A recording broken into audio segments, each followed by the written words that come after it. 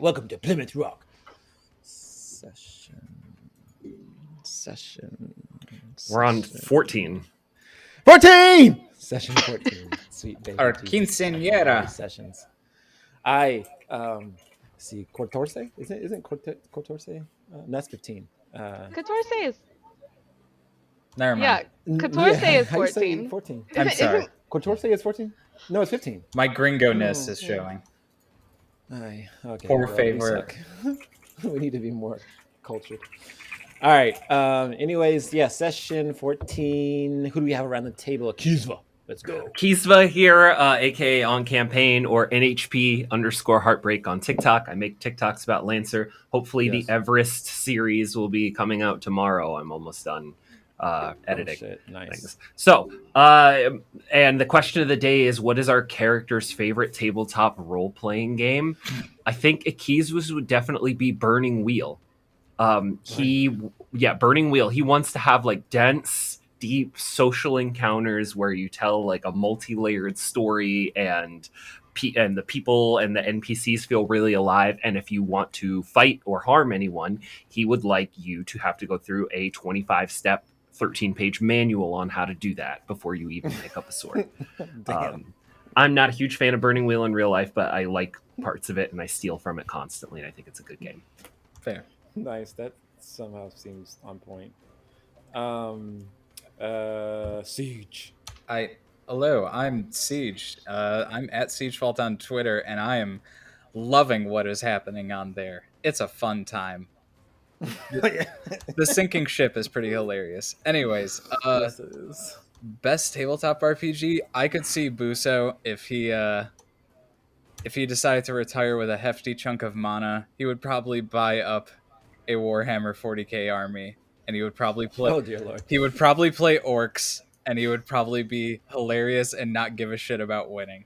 And he would probably play with the stupid old rules of like, I can fit as many orcs as I can onto this truck. And if any fall off while I'm moving it across the board, they take damage, and that's where they land.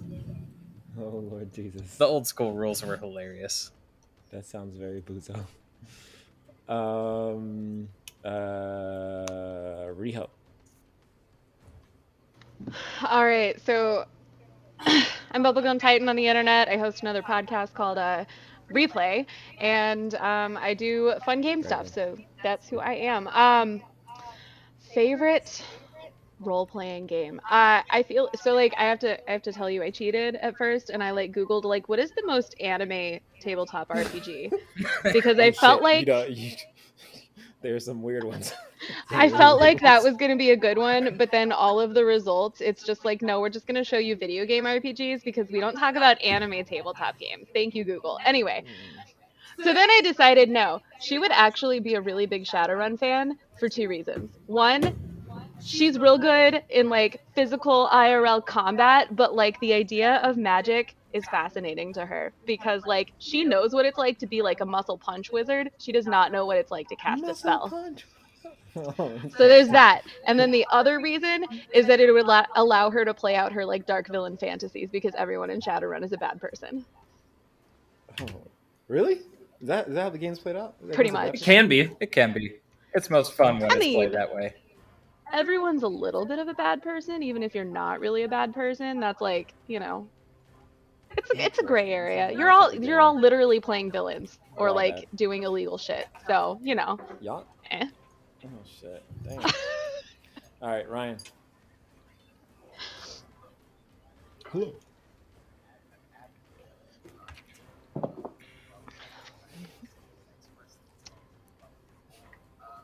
Follow. Mash that follow button. It's a safe space on the sinking ship. I think it will burn down before people follow it.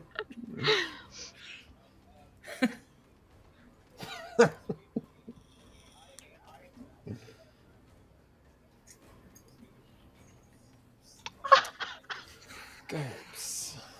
GURPS.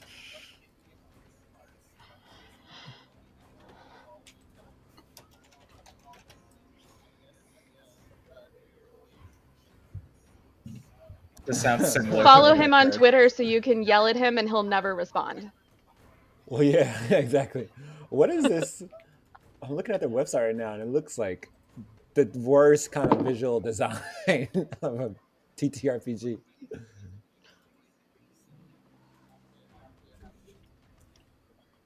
Okay. I know that like that and riffs, there's a source book for anything. Like if someone rolls up and they're like, can I play a xenomorph? Sure, we got a book for that. I want to be a wizard. There's a book for that. Oh, I want to power Interesting. armor. Sure, we got rules. And it all works So poorly, but it works. Truly, it can. who's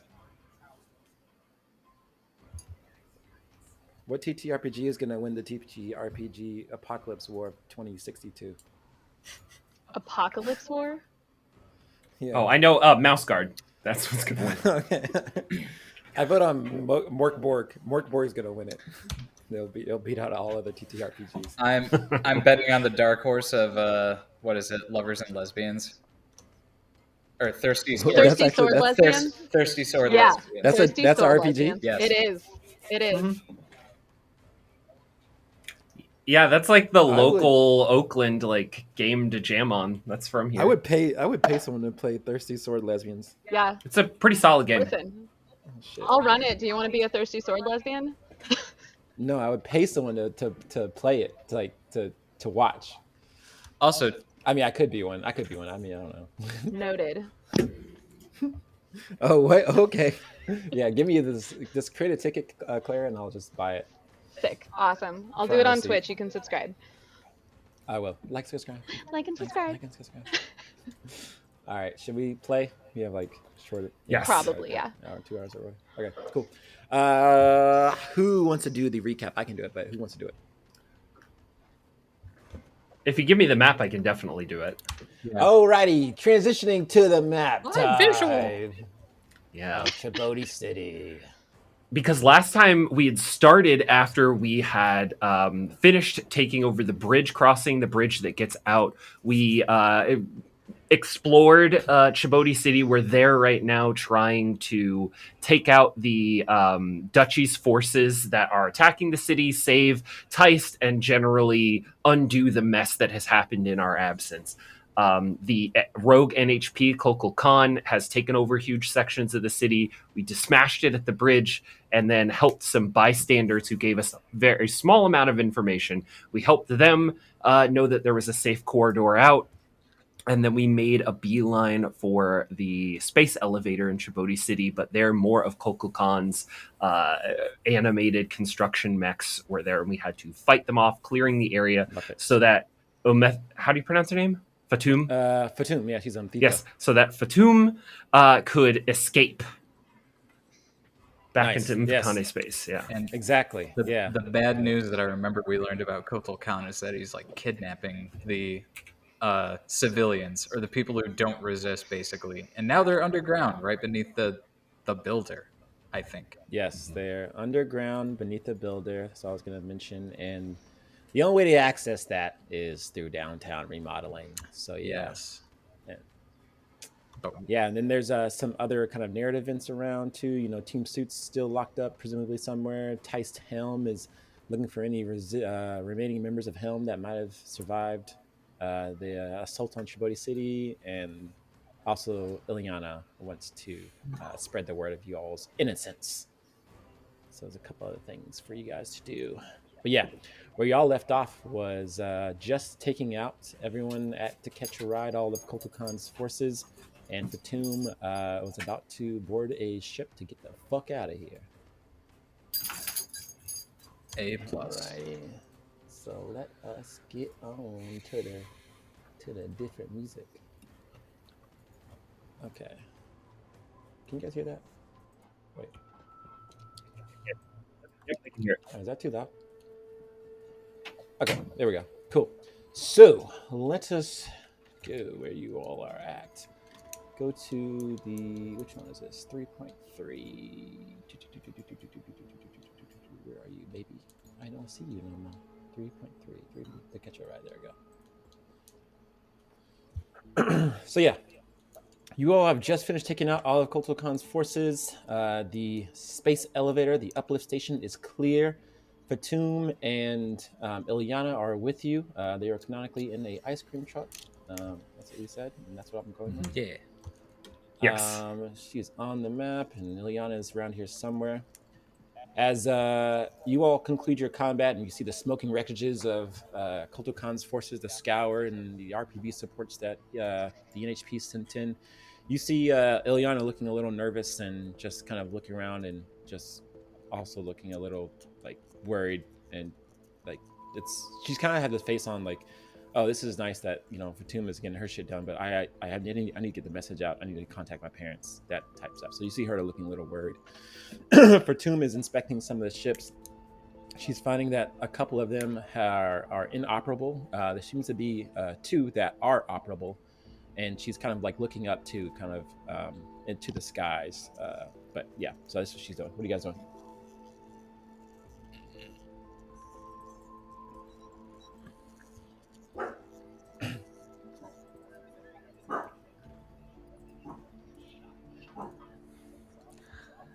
Was there anything that y'all should definitely check that? Well, you did know, as when you guys are coming into the city, that there's some wreckage ships in the water over the bridge, the Grand Crossing, the bridge that goes over to Chibodi City. And you also know the GDK is here. Yeah, just yeah.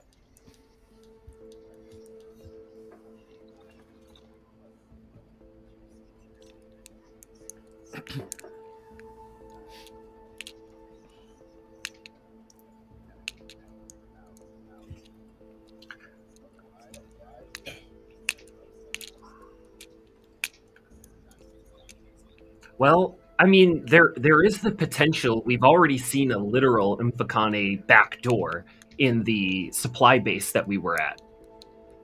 It's possible, since the Grand Duchy's technology is going to be based on technology from the Revolution, that there might still be Infocani backdoors in there that would whitelist them for any sort of automated defenses.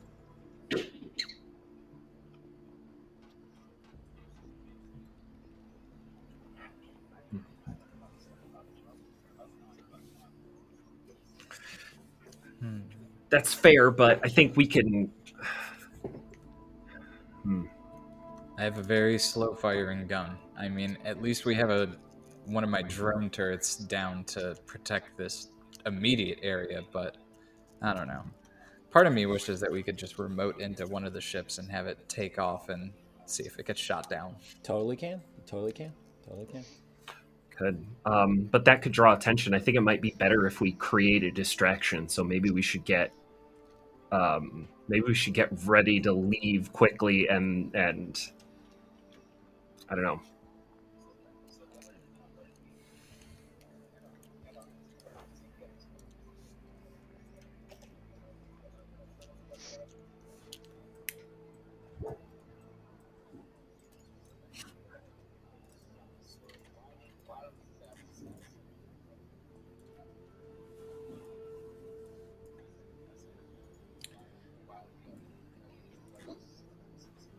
You guys would know that there's a chance that this place gets overrun again. There's a chance. It's not a guarantee, but a chance it gets overrun again without someone defending Fatum here.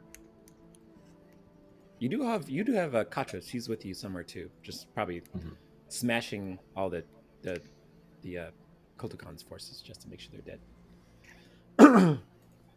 And probably yelling at Yuriho too. Yeah. She's like, Riho. I'm just smashing them. She's femme Broly. Just Kakarot! Yeah. Pretty much, yes.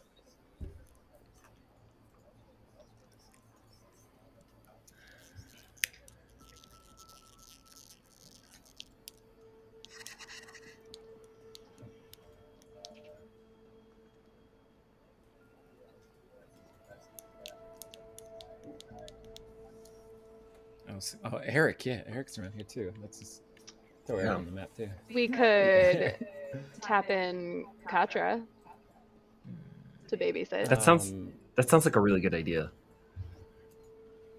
Yes, you could tap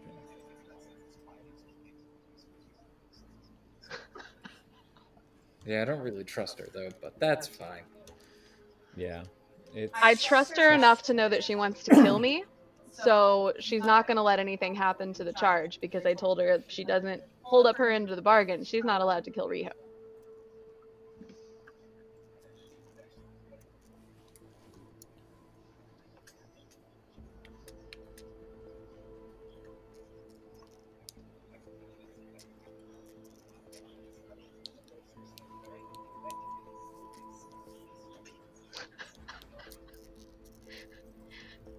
Yes. She's a mercenary.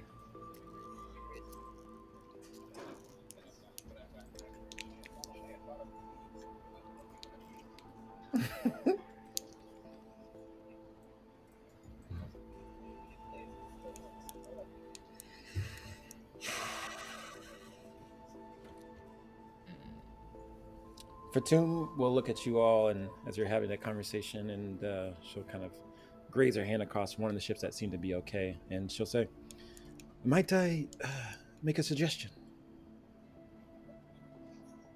Please. Well, as I understand it, the goal was to see if I could contact my Infakane allies, or Infakane, my people, Buzos people. But if that is the aim, there might be another chance, another opportunity. I don't know if the Omni Hook here on Chibodi is working, but if you can get me to another Omni Hook and get a message off this planet, I might be able to stay with you. I also fear myself that it is a little too dangerous to send me off in a ship out of this city with those aggressors here.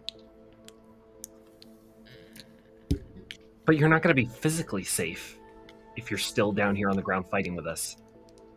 I have been in more dangerous situations. Don't worry about me. Might be better than being stuck inside of a flying metal coffin if the skies really are that dangerous.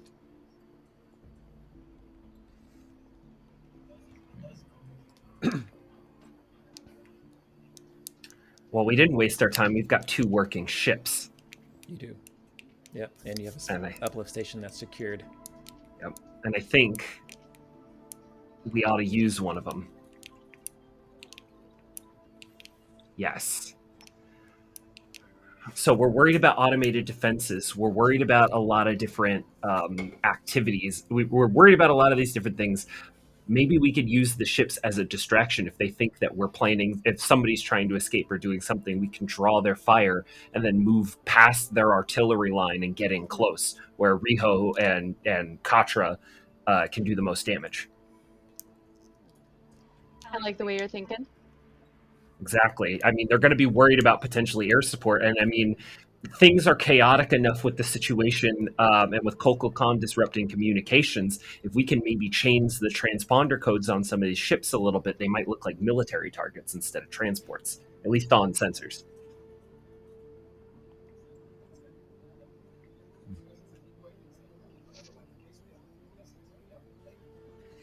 All right. I think we should focus our efforts on one of the ships, get them ready as a distraction, and then I think moving to the Omni Hook sounds like a solid plan because that might help the princess. Gotcha. So yes, okay, yep. So yeah, what do we need to do to prepare the ship prepare a ship as a distraction? So Fatum's already gone and done a quick inspection on them. Excuse me. And they look to be good. They don't look to have any kind of substantial issues, and they both look to be quite flyable of sorts. They look like kind of sky buses essentially. So kind of like not like orbit. Well, I guess they can go to orbit too. We'll say they can go to orbit if they have an uplift station. So yeah, so they look good. I think they are probably enough to carry a group of, say, like 30 or so folks for each ship. I'm kind of looking at this bottom right one. I'm like, kind of like that. Perfect.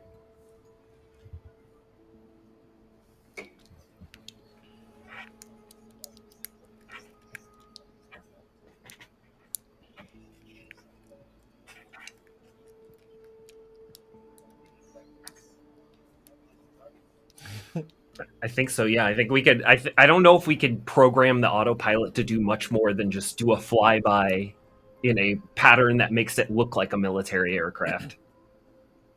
Eric's gonna raise his hand and he'll say he's probably like he was around the area. He'll say, "Guys, I can do it. I can fly the ship. I'm an ace pilot. I can fly around the city." Pilot.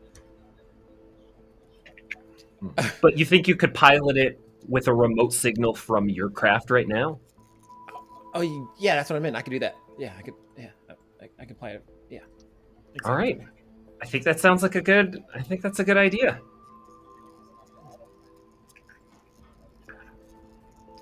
Exactly.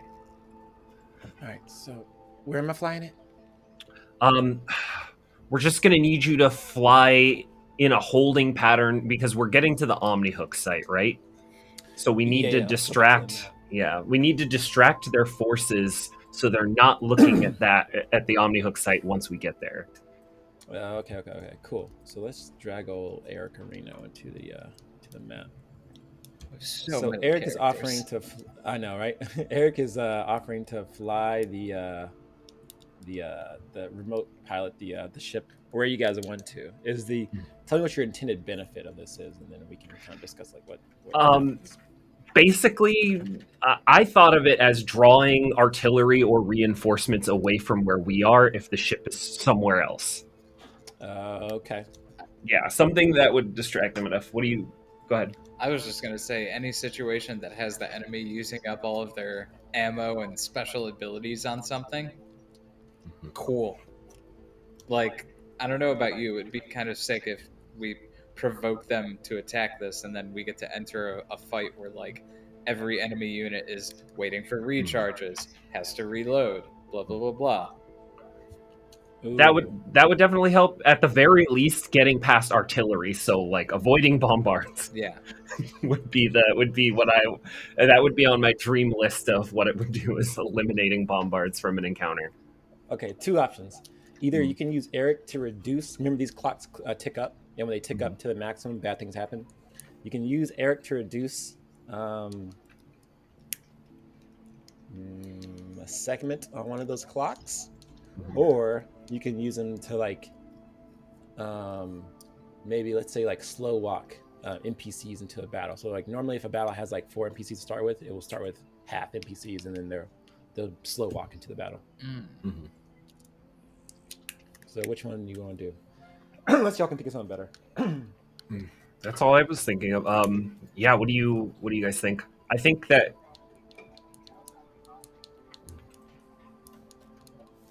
yeah, once that fills up, something bad happens. Yes. Okay, but also the naval strike only has 1 tick left. Yes. Neither of those. Which of where is the Omnihook? Omnihook, it's right here. Okay.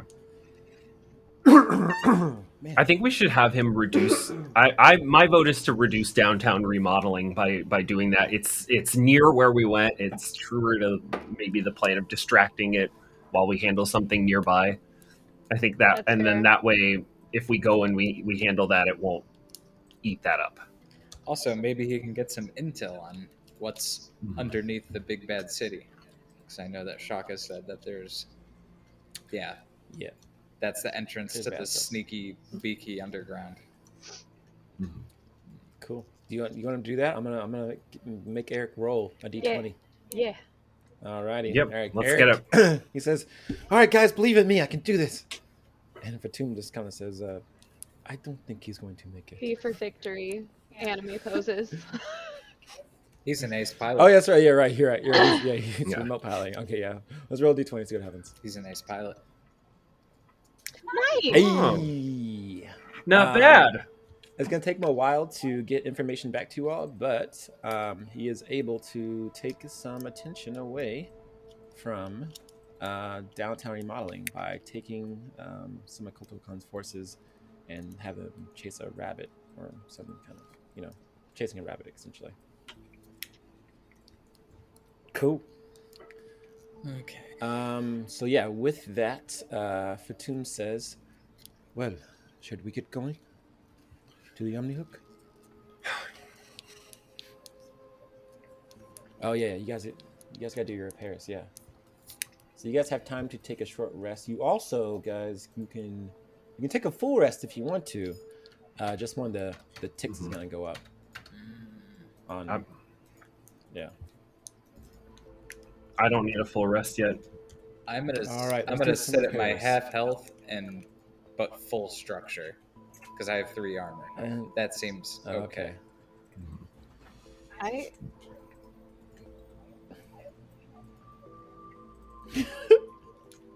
Oh, you took a structure. Oh shit. I Yes.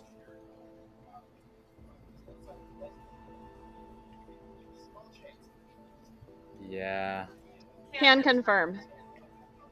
Yeah. Well, you can full rest. You can full rest. You can remember if your mech does. Okay. We'll do it later. If your mech does get destroyed, you can full rest. It just bad things happen. Spend more time Can in the city. confirm. Have done that twice.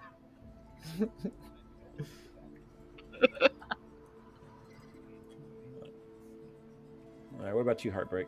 Oh, y'all took structure. Holy shit. I Mhm. didn't take I'm not structure. gonna. I don't know Rio how. didn't take any structure. I didn't. I'm not. I'm not repairing anything. I'm gonna wait. I'm stabilize in battle if I need to. All right. Yeah, I You're don't think I need to good. repair. Yeah, you didn't take. Wow, you just. I got fucking like over shields and shit, and then just didn't get hit. Yeah, so everyone else got beat up, but you. Very nice. Well. Oh goodness! Oh goodness gracious! You sure you don't want to repair that? Oh, that's what you're asking. You're asking that question. Okay. Interesting.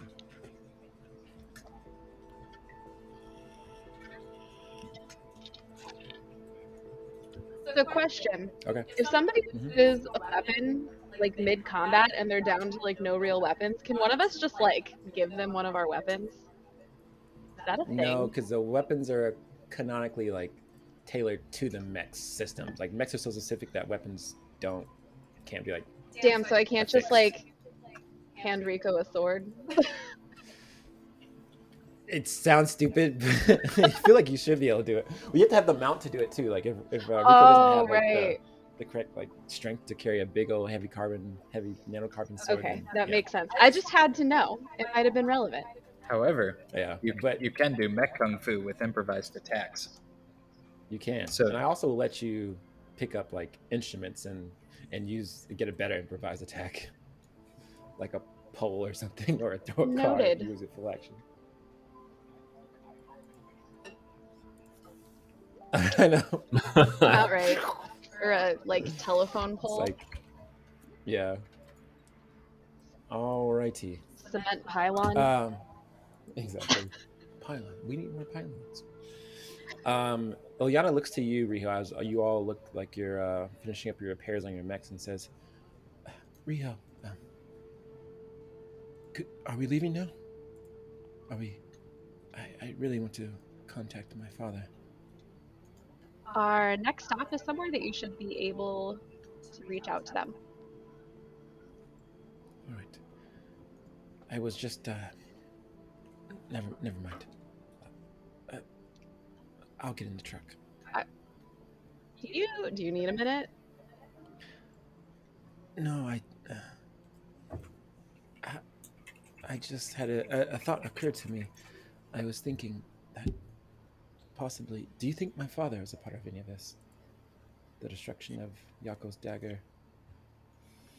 It just seems quite inconvenient or convenient that you all came here, were charged to defend a facility or an event, and then were also implicated as the ones who caused the destruction of Yako's dagger. I feel like my father would have known about this. Well, it sounds like there's a lot of big players behind the scenes, and until we get some more information, we can't, pinpoint any one person. Um, so while I can't definitively say no, I'd also think it was strange if he ordered a hit on his own daughter.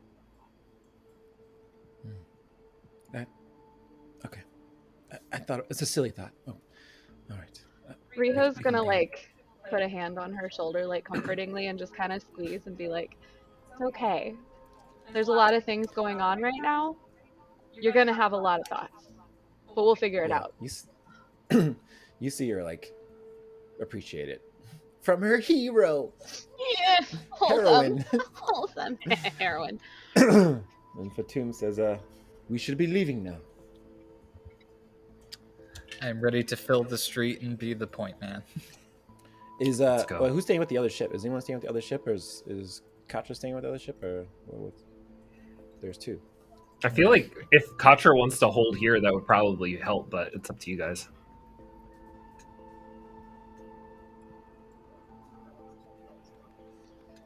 Mm-hmm. Yeah, tell her Yeah. to just maintain a perimeter and chase things that get too close and have fun with them. Okay. Go ham. Nice. Katra says to you, Riho. She kind of like is like sitting down with her mech, and her hands are like kind of over her big demolition hammer, and her cockpit's kind of open, and you can see her talking in her comms. Says, Riho, don't die. Just know, I hope you remember your promise to me. I will be the one to take you out. Riho's gonna give her the finger guns, and right back at you. You better not die here either. We got a match to settle. Nice. She nods and smokes a cigarette and shoots you a bird. Very wholesome. We have our own secret handshake. It's flipping each other off. Nice. Cool. All right, so Heavy Gear stays behind, and you all make your journey over to the broadcast to hear the princess. This is a narrative encounter, and I will describe what you suckers see. I thought I had what you call it for this? Let's see, mission 3. Yep, here we go. Are you gonna put a little ice cream truck? I knew, didn't you send me one? Yes. No, I'm not gonna put that stupid ice cream truck. Why is it an ice cream truck instead of like a chicken nugget cart or whatever it was that your players did in that campaign? Oh yeah, yeah. That was a good side hustle. They had a chicken nugget. They decided we're gonna make money by starting a chicken nugget like food truck, and then there was a massive refugee crisis, and they realized, hey, we're the only players on the planet right now with like a food supply that is not bound by diplomatic red tape. So they became incredibly rich and were very helpful in like making sure people were fed. I aspire to that detail in my campaigns. It's like they let people start their own food enterprise. That's clutch. It's just an organization. There's mechanics for it. Yep. Oh, you're right. It was GameStop Diamond Tendies. Wish I bought the GameStop stock. I just did it to piss people off. You would. You bought it when it was blowing up?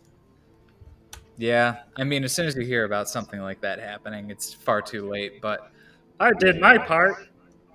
Nice. I like to think that someone at a hedge fund was going, so who is this guy? He bought like 2 shares. Now we can't sell them. What the fuck? Alrighty. So, as you all approach the communication towers, you start to see 3 towers pierce the Chibodi's skyline. This is where Chibodi's Omni Hook is stored, at least the backup one. The main Omni Hook is kind of rested by Tice Helm, or Tice, Helm's where Helm is at, but it's likely that that's either commandeered or taken over or destroyed. And so this is the secondary one, and it's quite likely it is still operable. But you guys need to figure that out. As Ilyana arrives there with you all, check real quick.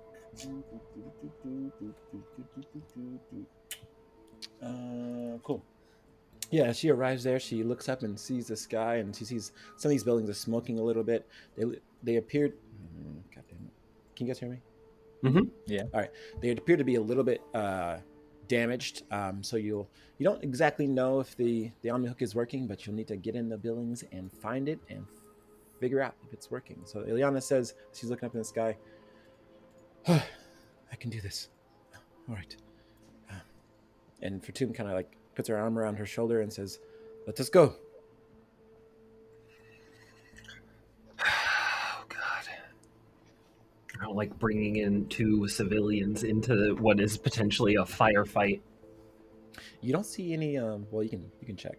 I don't know if Fatum is exactly a civilian, and I get the feeling Ilyana is not going to die before she gets to say words. Yeah, Fatum might not be a civilian. You know, every MP though is an MP at one point. I'm happy about it. All right, so Riho, do you want to take point, or Buso, since you're probably the most robust out of us? I could also scout ahead. I mean, So there would be. I am a-okay with doing a quick scan with my Groot sling just because it has big sensors. But yeah, I will gladly take point because I have the, what is it, the Naguni shield or whatever it is. Yep. Oh god, and it The is not. Ishlangu. Yeah, Ishlangu. it's not listed on my fucking sheet. What have you done, Shaka? Whatever, I'll re-edit. But yeah, I'm good with taking point after I do a sensor scan. So Ilyana sticks close to you, Riho, and Fatum kind of charges ahead, not charges really ahead, but it's kind of waiting for one of y'all to go first. I guess it's you, Buzo. And she says to you, Buzo, I guess if you're going forward, she says, Buzo, how long were you trained in the MP War Order? A couple of years as a Uno Kenki, and I've only been behind or in a mech cockpit for like a couple of months now. So I'm more used to honestly being on the ground and rescuing people than being in the cockpit. We'll be fine. I fear there's something in this building that may eke out and try and surprise us. It's far too quiet around here. Everything we've seen thus far has been either surrounded by deranged subalterns or the forces of the GDK. It's funny they are not here. Well, this is for communications out of the city. It seems like this crazy NHP already was wired into everything in the city, so there's no reason for it to be here. And if the GDK showed up and found out that this place wasn't transmitting, they probably have it pretty low on their invasion Priority timeline. list. Yeah. I don't know. Fatum nods. Yeah, Buso, I don't know. Buso is kind of looking at this as like, okay, the NHP has been abducting everyone. It's already like been silenced because the NHP is everywhere. He's kind of like, we're very lucky. We've probably distracted stuff. People are probably heading to the spaceport now. This is actually like the best time that we could try to like breach this building. Got you. Fatum says, I'm sorry, just irrational concerns. Lead the way, MP. Righto. Then shield in front of me, and I go through the doors by the book. Alrighty. You see the front doors are sliding doors, but they are broken with the windows shattered and stuff. You go inside a building and you see the first floor looks bombed out, essentially. Elevator in the back isn't really working. It looks like it's inoperable. You could try and fix it or whatever. There's obviously stairs in the building. It leads up maybe some, I don't know, 50, 60 floors. You don't know where the actual like comms communication room is, which is presumably what you're going to need. Yeah. So you need to find out where that's at. I didn't expect it to look this bad on the inside. Buso's just going to nod and be like, we're fine. This is fine. This is the first floor.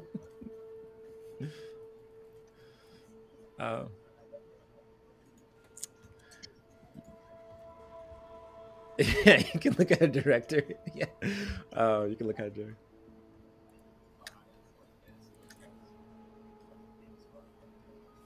Yeah, you can go over there and look at it.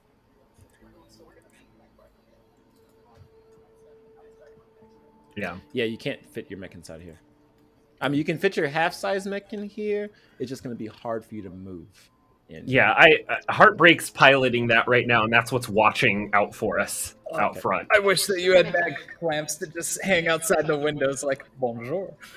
Just like go up one level at a time with us on the outside, like stuff guy. I mean, you guys could do that. You have a mech that can fly.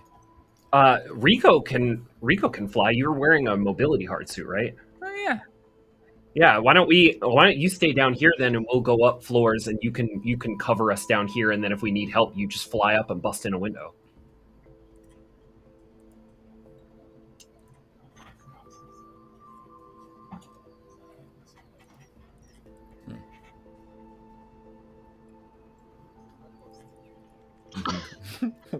So I need y'all to find the room. I need a roll to find the room. Mm-hmm. If nobody else wants to, I can look around for a room, but I'm not the best at it. What would the skill be? It would. I'm just gonna say it's gonna be hacker fix, but if you have something else creative to use, then you can use that. I almost want to say get a word on the street.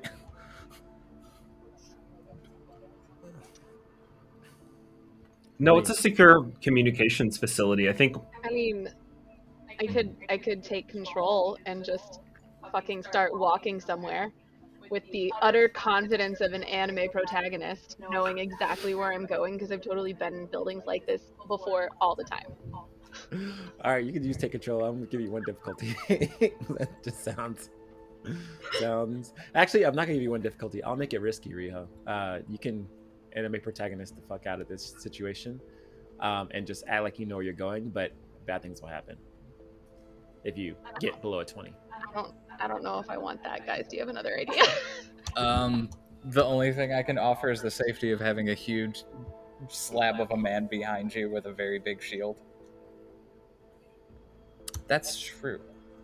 Mm-hmm.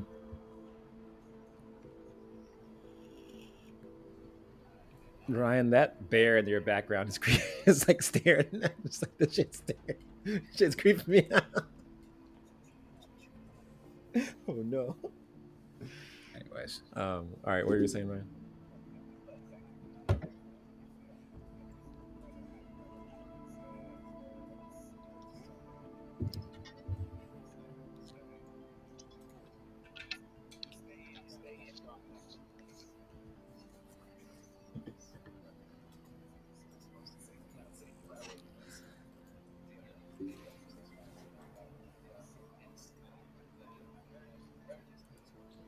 Cool.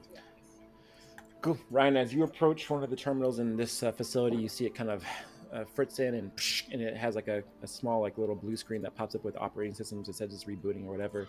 And then like a little CompCon person kind of pops up and says, welcome to communications district something, et cetera, et cetera, et cetera. And then it kind of fritzes out. But it's working, barely.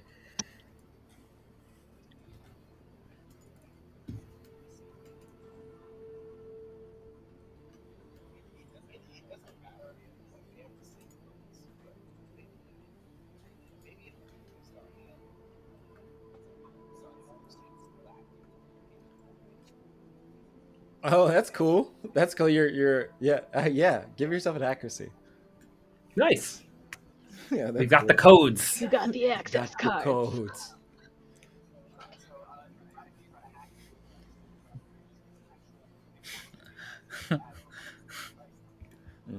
This is revolutionary thinking. I know it is revolutionary. Bam. Very nice. Very nice. Yeah. Rico, as you get into the system, it takes a little bit of time as multiple screens kind of pop up in front of you, and it's like a bunch of data feeds are kind of reading out, and you're seeing a lot of like inoperable. These are like redundant kind of communications rooms, but there's a couple, actually just one, only one that is reading as operable, and it's somewhere. Let's say like on the 30th or so floor, not the tippy top, but somewhere in the middle between the top and the bottom. And yeah, it's reading as operable, and it's reading as only accessible by folks who are like working directly with Teist. But you will just need to get up there. It's reading as operable, but there's a malfunction. but it's unclear what that malfunction is.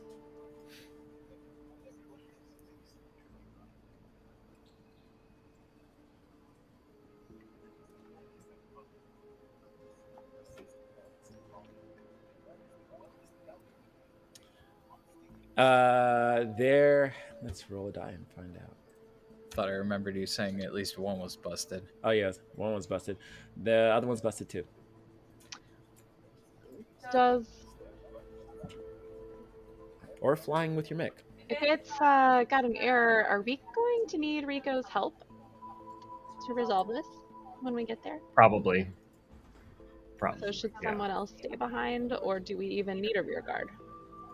I don't think we need a rear guard. We'll be fine. Heartbreak's outside. Yeah, I was about to just say, like, hey, Heartbreak, how you doing? Are you having... Guess we're all walking then. Yeah. All right. We start going up. Akizva, Heartbreak sends you a image. God damn it. Mm-hmm. Heartbreak sends you an image of just somebody that picks up walking down the street in front of you all. It's an errant subaltern just walking down the street, and it looks at your mech and then keeps walking.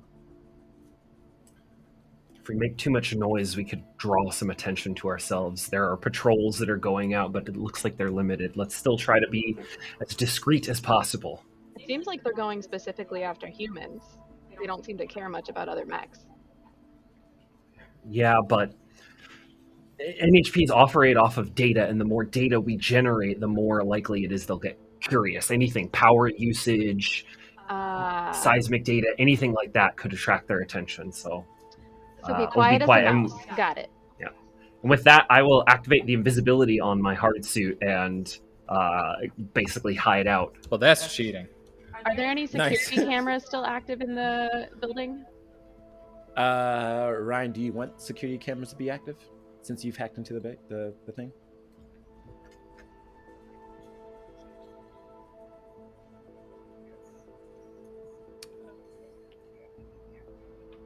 I like That's that. what I was thinking, because less data is good. Yep. Cool.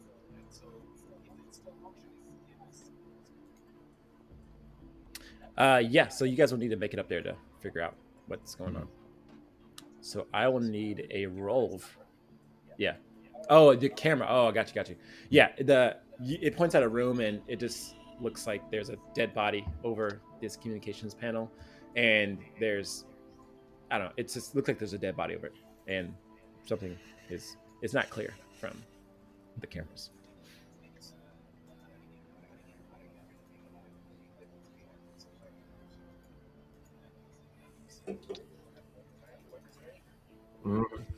Rico flexes her Everybody face. who's visible does. Cool. All right. Well, to make it up there, it's gonna be you guys can take the easy route or the long route, long and safe, or the short and quick. I say we take the long route. Well, short and dangerous, quick and dangerous. Got it.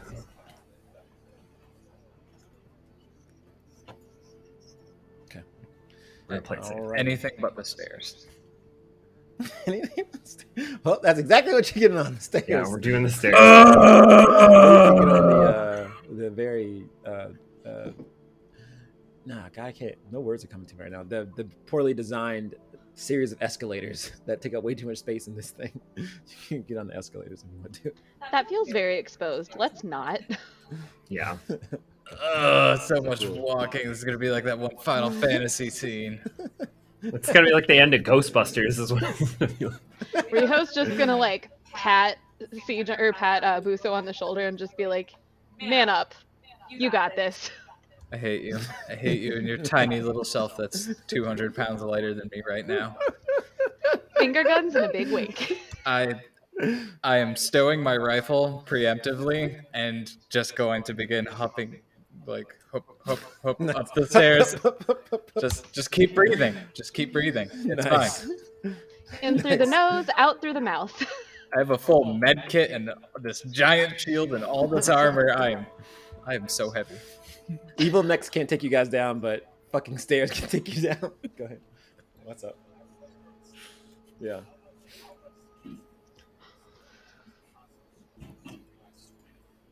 Yeah, I would say so. Yeah. I hate you. Yeah.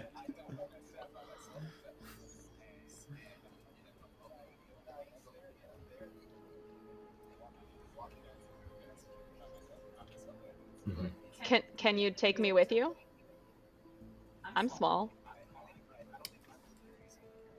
Yeah, I don't think I can carry. Yeah, two people. Was worth asking. Cool.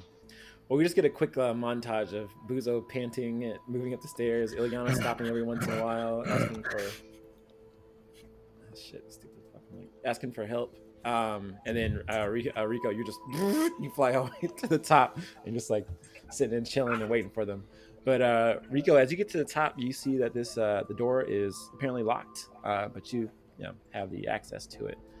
You look kind of through this like it's almost like a very thick like plastic glass almost, and it looks like there was definitely a fight in here. Looks like something came out of the wall. It's like a panel of the wall. It was exposed, and it looks like you see like the imprint of like a subaltern or something that kind of would sit in the wall and like kind of help people out or whatever. And you see broken glass inside of this room, and you also see that same dead body. So you know, but you don't see the subaltern.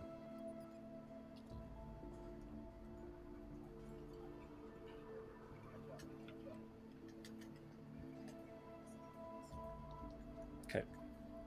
After 5 hours, they catch up with you. They catch up with you. Yeah, they're there. Screen wipe. They catch up to you. Okay, I thought so. I do have a heavy hard suit, so I'm pretty sure I have more armor than most of your mechs, just as a ground troop. Yeah. So you probably. So how do you it's gonna feel take about you tag really team 5 matches? Can't talk. Out of breath. Need to wait. hours.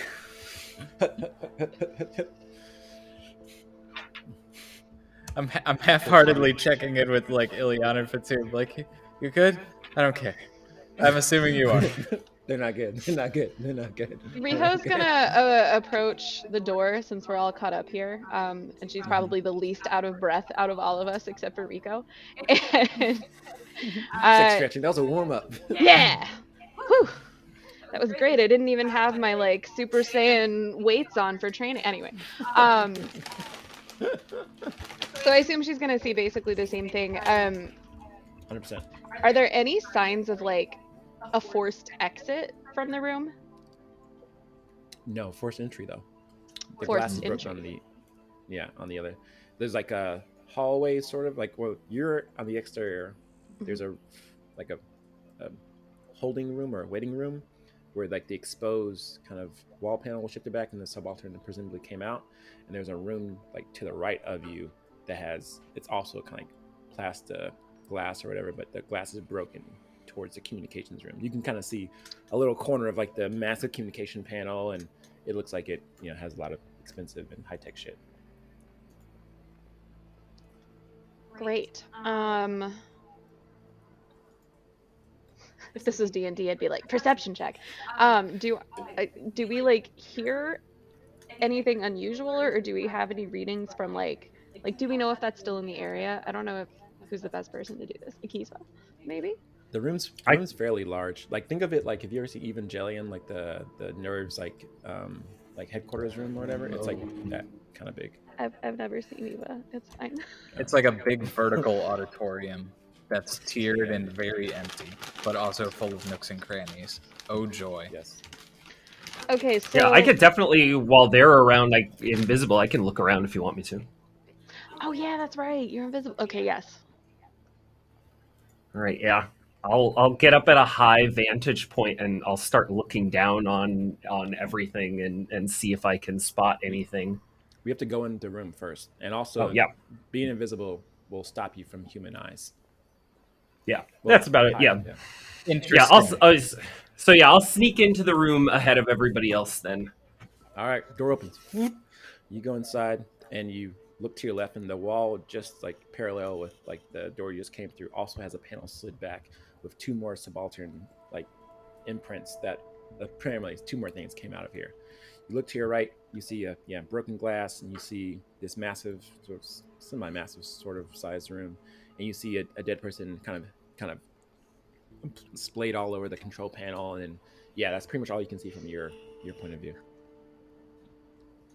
Yeah, I'm gonna get in closer and get to the console where that dead body is and see if I can figure out what they were doing or what they did. The second you pass through the door and step over the glass, you look to your right and left and see like Terminator style like subalterns, exoskeletons. They look like they've taken some damage. One is missing an arm, and they definitely look operable.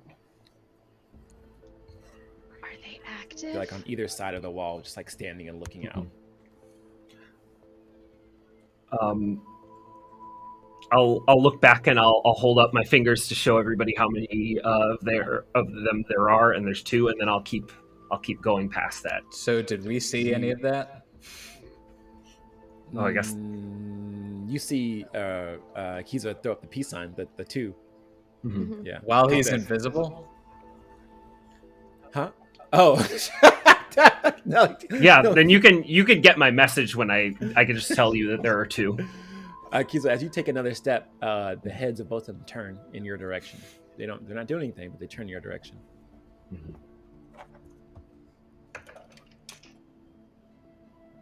I wonder. I have nanite spray. I'm also wondering if they would respond to Rico's authorization from Teist. They might not do that, but they might respond to nanite spray of the Kukulkan symbol. Interesting. Go on. I'm thinking maybe if I can spray the Kukulkan symbol like on the ground in front of them with that, it might indicate that my communications or something are damaged. Buso supports But Kukulkan's all about like iconography and paying homage in that thing, and I think that at the very least it would like anything that's doing that would maybe get past it. So if I'm like tagging this building for Kukulkan, maybe they might let us pass free. Or you all knew session 1 or 2, I can't remember. You know that Kukulkan symbol is just a collection of code. Like it's like very like finite. It's like code art essentially. So to do this, I would say it's going to be risky. You don't know what's going to happen, but you can probably have some good happen because of it. All right. I'm going to go for it then. Can I roll charm since I'm trying to charm them, or would it be something else?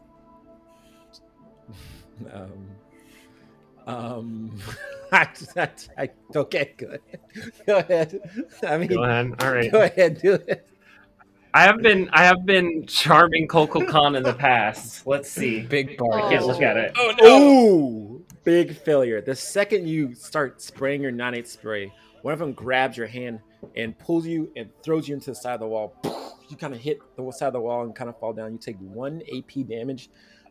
You see one more in the back of the facility kind of like perk up and look over, and it's like eyes go like meow. It kind of scans with red eyes, and the other 2 are facing you and they're going to attack you. What are you guys doing? Send the SOS. We got to run in. Yeah.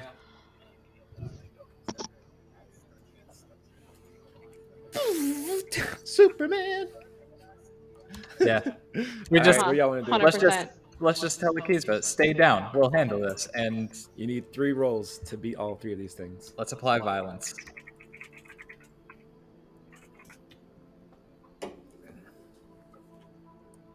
Well, hold on. I use the bathroom real quick. I mean, I could jockey one of them.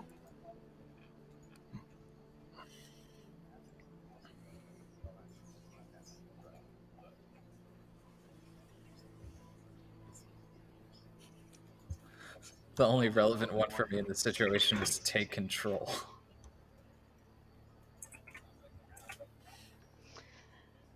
See, I'm thinking I could like... Yeah, you could do take control. You could take control of their life. It can be force, violence, presence of will, etc. Yeah. Make sure my mic is I also have apply fist to faces. I would definitely do it. Yeah. I'm kind of feeling like I could jump on top of one of them, jockey it, and then like apply fist to faces. Yeah. From on its shoulders. It's a person-sized mech. Gentle. So, yeah. Gentle reminder that Clara's, what is it? The combat rig gives you a bonus to apply fist to faces. Oh, does it? It is like a Wait, how +2 just when beating the shit out of someone. This is gear, right? Pilot gear. Yeah, it's from Field Guide Is to that- Still Dan. Is that Sure calculated can. in? How do Oh, I? I see combat rig. I Okay, I see it. unfortunately think it's not. Oh, it's not. Yeah, in so it. you'd have to. Yeah. Yeah. Oh, okay. I read. So it says Magic Girl pattern hard suit, but Ralph came out with in Dustgrave magical armor, which is I can't pronounce it. Magical, which is pretty much another mech, like in your hard suit. And I thought that was it. I was like, holy shit! When'd you get that? I was like, holy shit! No, I know what you're talking about. That would be silly. Yeah, that'd be silly. All right, who wants to go first? Who wants to roll first? There's two subalterns about to beat the shit out of Kiza. I'll go Kiza's about jump to beat on the one shit of out them.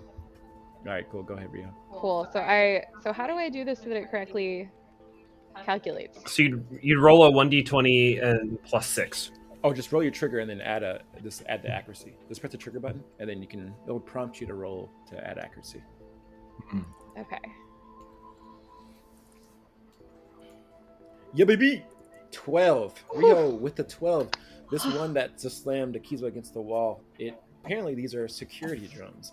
It pops out of its arm, and you see like not like anything lethal, but it's like a taser, and they're about to shoot Akiza in the face. And then what do you do? I reach down and rip that bitch out of its arm, so that the joints are fucked up and it can no longer aim it. Mm-hmm. And then just that I want to do that, and then try and direct it away from take the torque from that and direct it away from Akiza so it's no longer targeting him.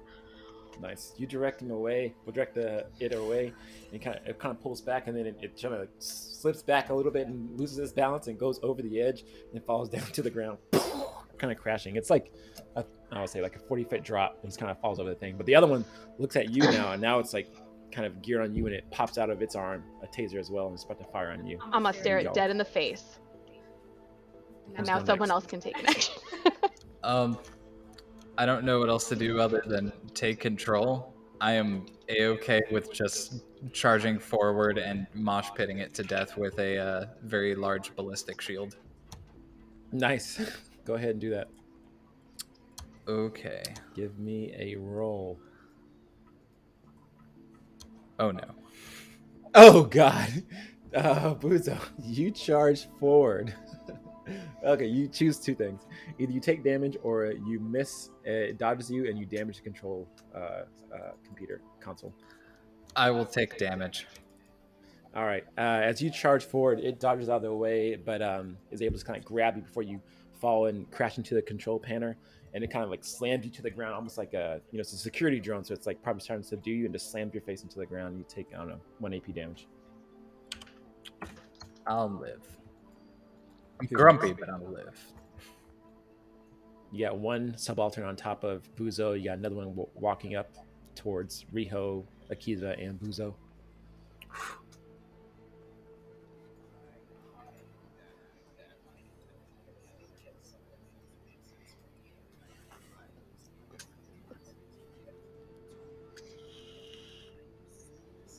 That sounds good.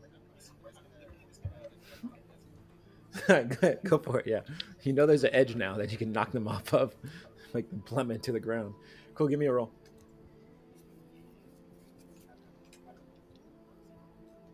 Yes, take an accuracy.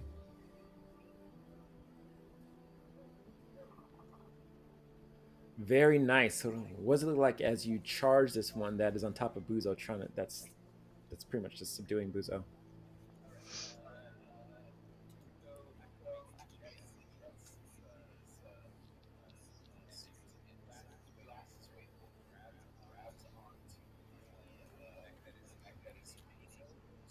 Mm-hmm.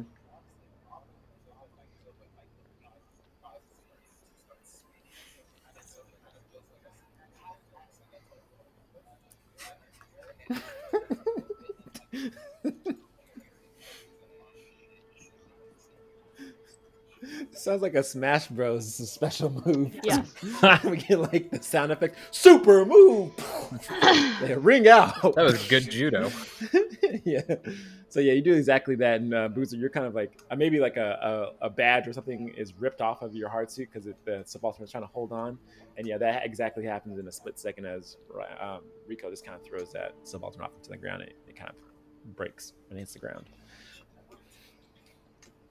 As you fly up, Rico, the other subaltern has made it up to the stairs now and has just ripped a railing off. And they have like a pole and they're about to bludgeon one of you all with this thing. Who's next? I can get in there if you want. Go for it. Yeah, Kiza is going to reactivate his invisibility and slip and slide over to the next subaltern, and I'm gonna stab it in the back with my Ikwa. Oh, you have an Ikwa? Oh, damn. Yeah, that's the one Okay. Infocane item that he has. Oh It is, shit! I know you had an Ikwa. Oh, that's damn. the one thing he brought with Cradle. He brought Heartbreak and he brought this, and so I'm gonna act unseen and try and backstab this thing. It doesn't matter. On a hit or miss, you're gonna hit it. It burns up. You missed it, but it doesn't. It's a reliable one, even though reliable Mhm. for combat. But yeah, how do you take this? Do I take it? Yeah, I cloak behind it and then I just two-hand stab it in the back of it as right before it's about to attack someone else. Yeah, so it kind of comes down with one of the poles and it's gonna try and smack Rico as Rico's kind of like landing or whatever from their super move. And it's about to smack Rico right across the helmet, and yeah. Yeah, and I just slide in there and stab it in the back. Yeah, it's like a lightsaber. It just pierces, and then it kind of falls limp to the ground. And then you guys hear from the back, "Fuck yeah!" Oh shit! That was Ilyana. No, that was warranted. Rico turns back and like fist pumps. Then Fatum says, "The coast is clear. You all are quite skilled. Make it out of this, and I could find some use for you."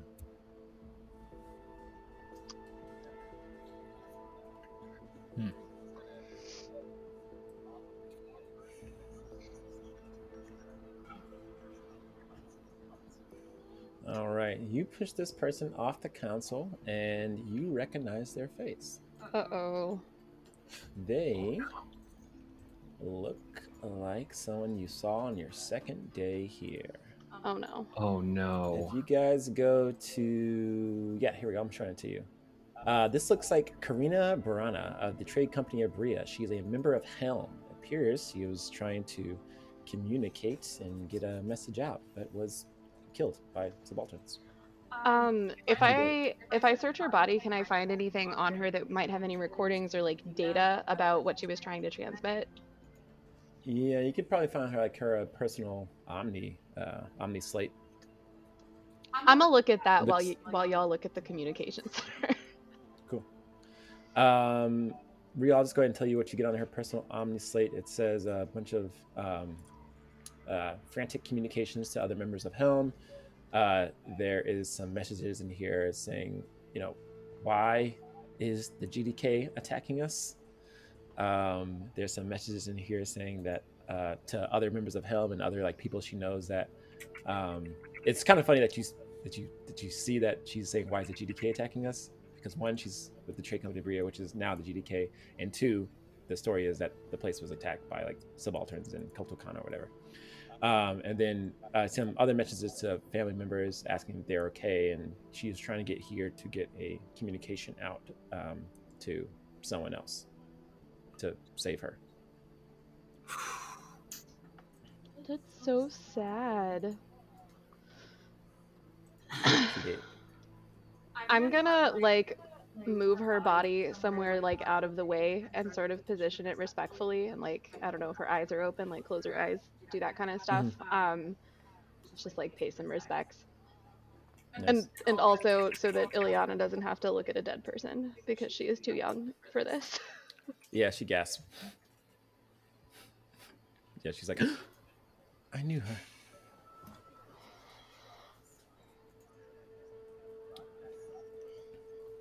Yeah, you're right at it. Yeah, right at it. It seems like there's a little broadcast mic, like the old one that's like, like the handheld one or whatever, that's like silver and whatever, like what I'm talking about. Yeah, sitting right there, right in front of where Karina was kind of slumped over.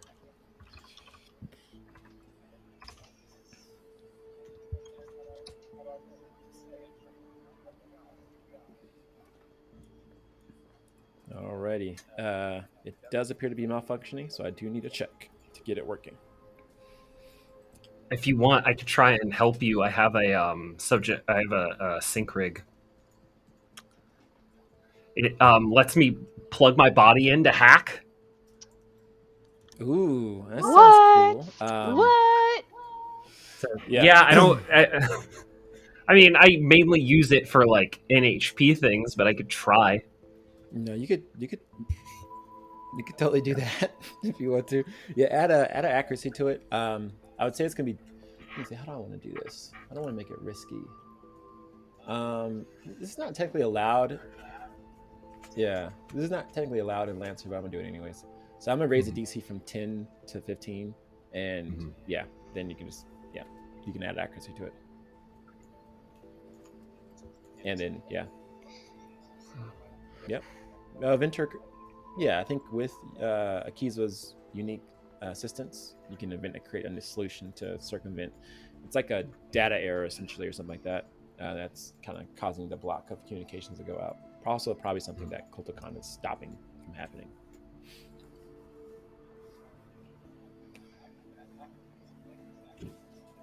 All right. All right, give me. All right, +2 hacker fix with accuracy. 15. Gotta get above that.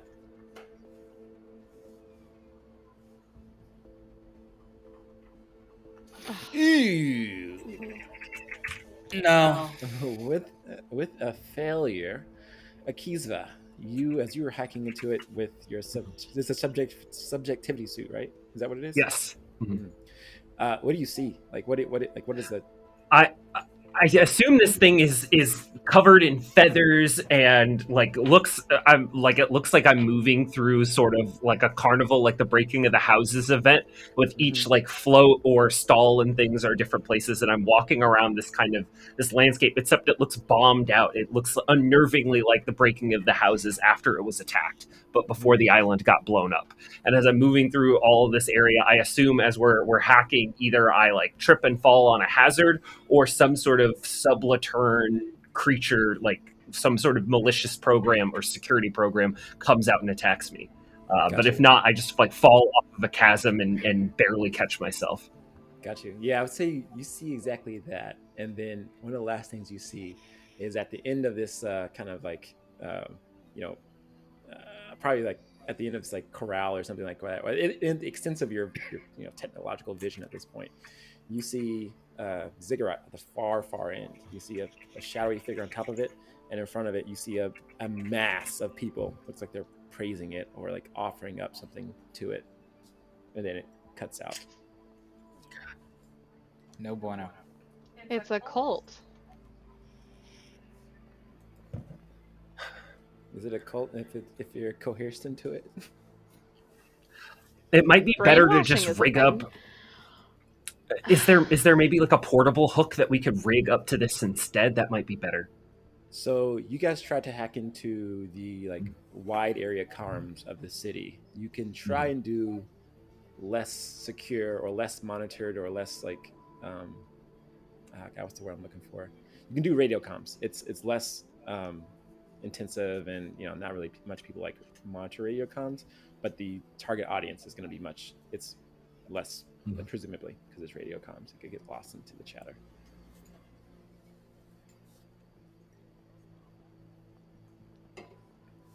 Well, you're a scientist that works with waves. Radio waves are a kind of wave. Could we just direct a broadcast like out into space towards the like Umfakane that Fatum is trying to get in contact with, and like This would maybe we could just blast it out into space and just circumvent all this, unless Kotal Khan like literally has something in the atmosphere to like intercept it. That should work.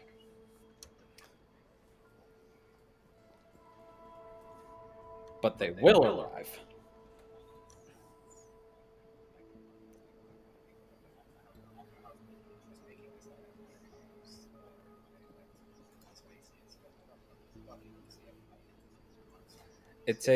I believe it takes like 14 minutes for light waves to reach from the sun to Earth, which means that Radio waves are way longer than light yeah. waves, though. So it would probably take like an hour or something. We would still get the message out, but it would probably arrive in a day, so long it was like in system. Yeah. I'm Fatum says, curious says now. I'm Fatum just says, curious, and I'm gonna check how long. you're good. Far Fatum enough away said- that yeah. Oh, go yeah, ahead. Sorry. Fatum will say, only we have radio. Well, there is usually a chest order Umhalanga Asaga war corvette patrolling the Indel, but their patrols are months in between. You all arrived on one of them.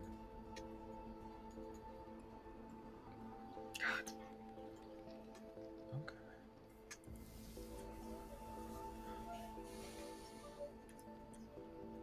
Yeah. So a little pirate radio going on. You guys gonna do some little pirate radios?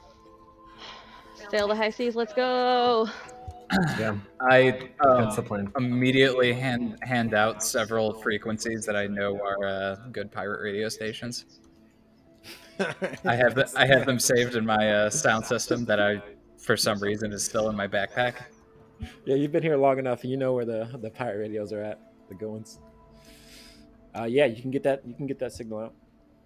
It's gonna be radio waves. It's gonna spread the message slow and discreet. So I guess that's good.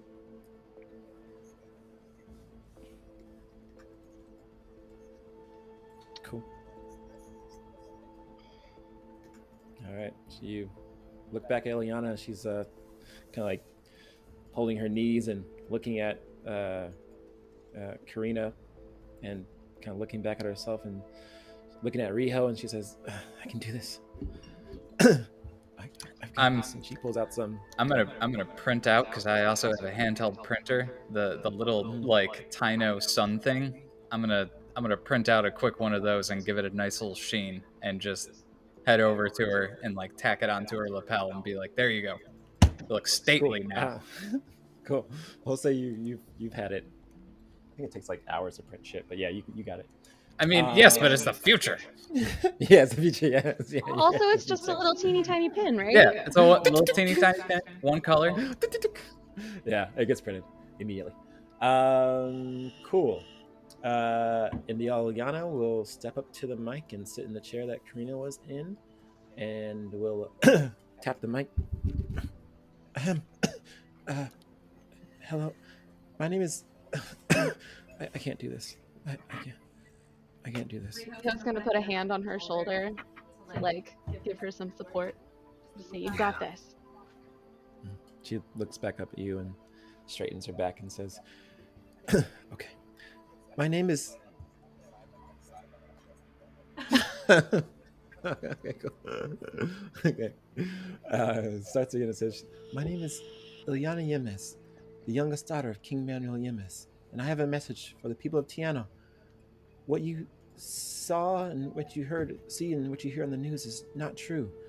I was saved by strong, powerful, and most importantly, good people, Lancers. They had no hand in the tragedy of Yakto's dagger. I am speaking to you from Chibodi City, and my father, I know you must be listening. I hope you are. Please, your daughter is alive, and I can sense, I can bring some truth to ease mournful souls all around the system." Again, and she kind of blacks out and says, she like breathes hard. I'm so proud of Is you. that okay? Stately. Cool. Well done. Yeah, she looks at you, Riho, and says, "Do you think he's gonna get it? My father?" I think we've done the best we can to get the message to him. And if he's around, he'll find a way to get that message. Cool. Alrighty. Well, as that goes out, nothing happens. You guys are clear to exit the facility. And Fatum will say that she'll just spend 2 seconds kind of sending a coded Infocani message on the radio waves that will probably reach any Infocani ship much, much, much longer from now. And she'll say to you all, well, how about we find another Omni hub where I can get a more reliable signal out? I hear the Caliphate of Pisha is also, well, she won't say that. She'll say that the Caliphate of Pisha was also kind of incriminated in the Breaking Houses event, and they also weren't there. And she'll say, yeah, I hear the Caliphate of Pisha could be a good ally. There are many mountains away. We would have to make a long journey to get there. And first, we have to escape the city. I thought we had fought the Caliphate of Pisha recently.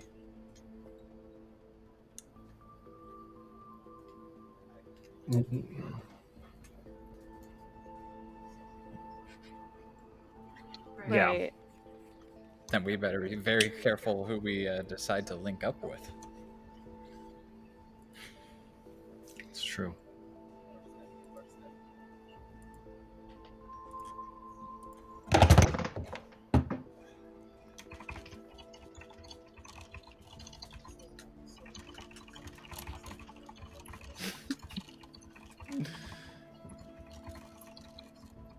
As you say that, a message kind of comes in on the comms, a blinking signal, an incoming message from the control Snap. panel. Push the red button.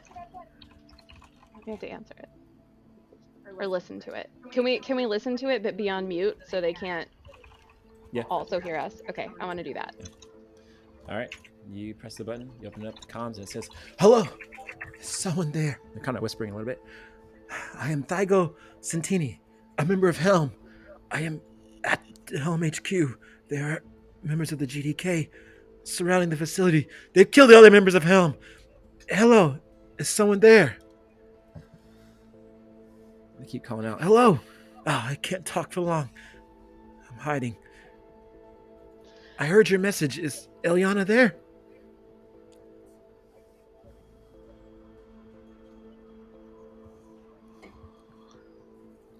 Yes, Thygo is a member of the Caliphate of Pisha.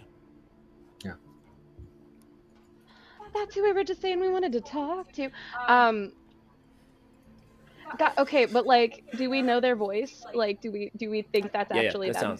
You've heard him talk when y'all interviewed with the Helm. You heard him talk. Yeah. Riho's gonna turn back on comms just to get a quick message back out there and just say, "Stay hidden. We did survive. Ilyana's safe. We're trying to come to you." Oh, thank God. Oh, wait, I have to go. Come quickly. And they come out.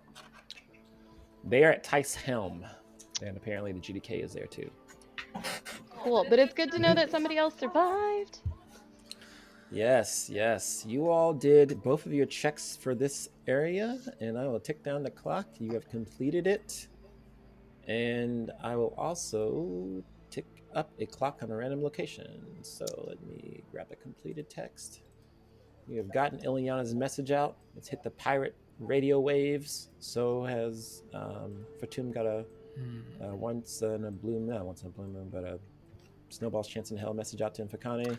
Yeah, I did. And I did math on that. Even if you sent out a radio wave to Pluto, which is fuck off far away, it'd only take 8 hours or like 9 hours. Oh, really? Yeah, But that's in this solar system. is in if this it's solar going to system. another solar system. Oh, okay. Okay, that's true. Yeah. In that case, it might take 20 years.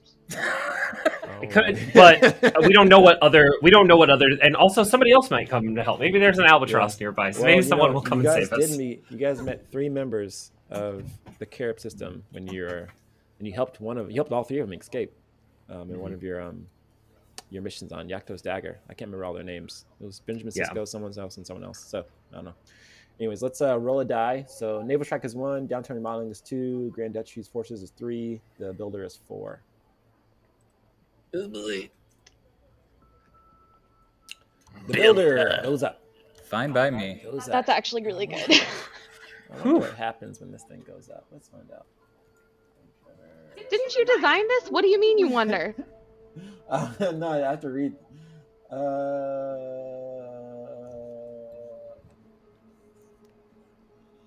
Okay, cool. Okay, interesting. That's not good. The larger clocks are very not good. You don't want those to fill up. Bet. Alrighty. So yeah, with that completed, you guys have gotten your message out. It doesn't seem like you attracted any attention because you've thrown it out on the radio waves. You got a communication from Thygos and Teeny, a Caliphate of Pisha member. Apparently, he's over here at Tice Helm. You guys can go over there and track him down. Yeah, let's go save him. So How y'all looking on time? I'm good. I'm Do we need a break? Let's take a quick break. Yeah, I could use a chance to pee. All right, be right back. agreed. All right. And then I have tactics. Oh, tactics. What are the tactics? So if the helm thing is right near Kesharide, it means it's near Katra. So my plan was maybe to see if she can leave the spaceport and like do sort of a like hit and run on some of the TS Helm people, maybe distract them, and then we roll up. GDK? Yeah, and then we roll up in force. She used to work with GDK. She did. She was a mercenary. I'm wondering if we could do some social infiltration. They don't know she's with us. That's a good idea. My idea was just for her to do something terrible and cause a distraction, and then when we show up, we can let her slip away with Ilyana and Fatum and defend them at Catch a Ride, and that way we don't have to worry about collateral outside. We don't have to worry about like protecting the ice cream truck of doom. It'll just be cool. Let's bust through all of the walls in Helm, rescue this guy, and leave. And we're close enough to the spaceport that we know exactly where to fall back to. We can bring all the people to Katra and be like, cool, babysit these people. We need to murder more people. Other things might be coming your way. I hope your kill count is getting nice and padded. Y'all have a lot of faith in Katra that she won't betray. Oh, I don't. No, the faith that I have is that she wants to take me out real bad. My faith is that whatever sort of crazy idea and long-winded like gloating that she'll do will be easily silenced by an assault rifle round. So whatever. Like we also don't have to tell her what our part of the plan is going to be. Like we can hold information close to our chest and say, hey, we need you to meet us there. This is your mission. So that way she doesn't have any info to like give the enemy to betray us. That is true. She's a blunt instrument at this point. I guess I don't think y'all actually figured out like what the nature of her employment was and who she was actually employed to. You may have asked that question, but I can't remember if I told you. I don't remember. I think she said something stupid about, I don't care. It's all so I can beat you up, Rico. So that sounds about right. Yeah. So I think that might have been the point in time where I was like, I will get the body bag. Oh, Rio wants to say something. You have 20 minutes. She came close to death, actually. So he's indebted. I mean, listen, her choice was die or help us out and get a chance for single combat against me. Yeah. If she tries to fight me while she's aligned with like GDK or something, violation of contract, she no longer is entitled to that one-on-one duel. So to her life, she's no longer entitled to her life. Also not to her life, but I feel like more importantly that one-on-one duel. Like that's what seems to be like. That like, is literally her life right now. Like bitch, you don't get to satisfy your rivalry if you turn on me one more time. Fair. That's it. I think that'd be terrible for her. Shaka, after you were like, oh no, the MP doesn't take prisoners, I was like, oh, well, this is a change for this character. So now they don't take prisoners, and they do assimilation, like or rehabilitation, or either you agree to stop doing bad things or you die. Yeah, I figured it was something like that. Of either give everything up and become Umfakane, or yeah. Oh hey, Anna. Yeah. What's up, Anna? Hey, when are you gonna play with us, Anna? She can't hear us.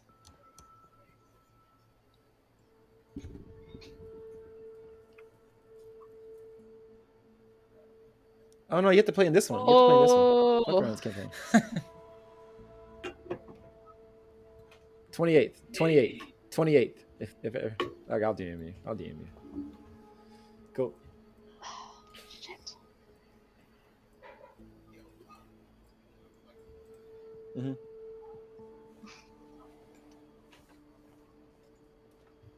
Oh yeah. Do you want to do that? No, bitch. What'd you say? But you can throw your own twist on it. Siege hasn't read it. I'm the only one who has. Siege literally did not read that shit. He read like Read what? the Siren Song, the thing I wrote for Master Press. Oh, Like, right. Yeah. Siege didn't read that shit. Siege read the little bits and pieces I sent him to write the art. He read the Art. first part actually, like maybe like the first like 3 pages, but that's all backstory. Yeah.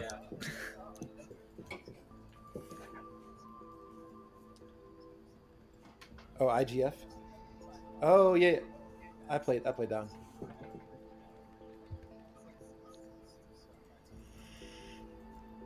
Pierce Heavens is good. I played it. It's good.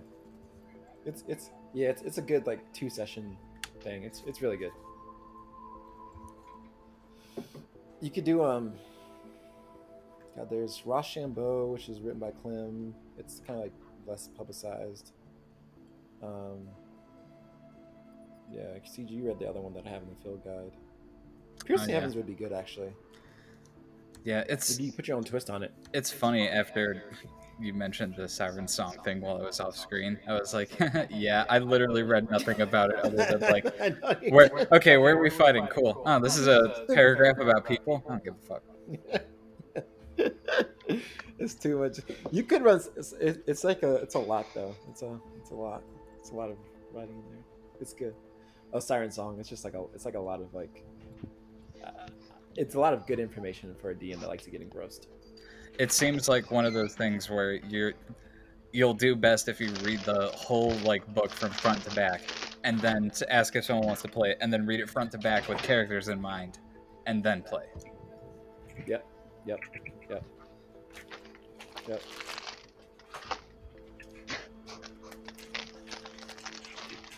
Cool.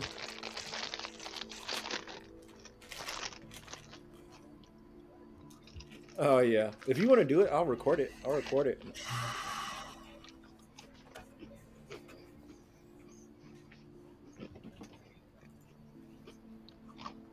yeah.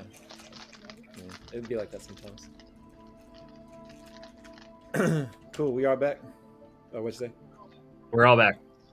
Alrighty, let's get this started. So, y'all just completed broadcast Hear the Princess. Where do y'all want to go next? Someone begging for us to save them is extremely difficult to ignore. Also, they're a great ally. The only other thing that I could think that we could do out of order before we go to Helm is go to Team Suit, let me bitch slap Oscar in the face, gather everyone else, and then go to Helm like with more people in tow. And then we would have people to cover our immediate retreat, with Katra being where we'd tell everyone retreating to retreat to. But that's also a lot of moving parts, and moving parts catch on fire and explode. Yes. There is the factor potentially we could spend some of our reputation to diffuse the situation. We don't have to break the attack at Tice Helm. We just have to get them to stop It's long enough for yeah. You could try. Yeah, that. We did send the message out. If the message is out and we've got the princess with us, that might be enough to get a ceasefire. Mm. And if that doesn't work, I'm very big and have a very big plasma gun. Yeah. Yeah. Did you bring the Vakane's hand? Yeah. You did. You did. Yeah. Nice. I think that I don't know if we want an expedient solution. I think that maybe trying to get them to listen to us long enough for a ceasefire could help. But going and getting the rest of Team Soot would even the odds. Yeah, and you dipped off first. My original idea was, what if we called up Katra, had her poke Helm's defenses to be a distraction, and then we run up and like take the building by force, and then send everyone retreating with Katra to like get them someplace safe. And then Clara pointed out that Katra worked with the GDK, so she might be able to just show up and be like, "Hey guys, I'm still alive." Yeah. It might work. And especially if we don't tell her what our part of the plan is, so she has no information to give them to betray us, we could just say, hey, there is a person there. We need you to help us get out. Please infiltrate and send us information. And I can just send her a friendly reminder that if she turns on us, she forfeits her chance to have a one-on-one match to settle our rivalry.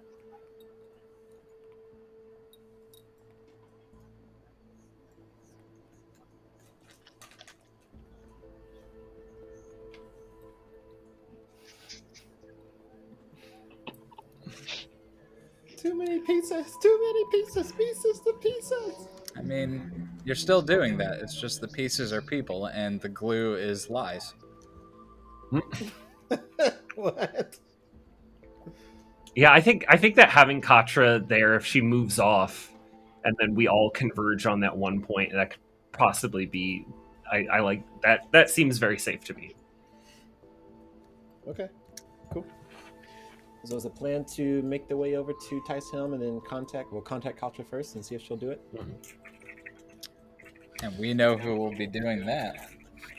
What happens to Fatum and Ilyana? They stay behind? It's pretty safe here. There were subalterns that tried to kill us. I know, I was injured by one.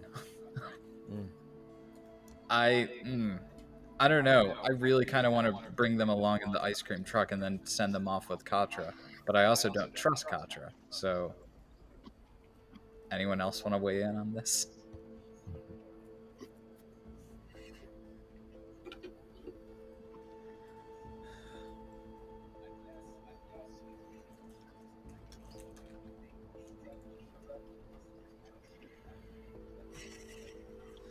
Okay, I have a So technically, the terms of her contract with me that are allowing her to get this one-on-one championship match, she has to support us in our mission. If I tell her that she has to get them out, they have to be safe, and she fucks that up even the slightest bit, contract void.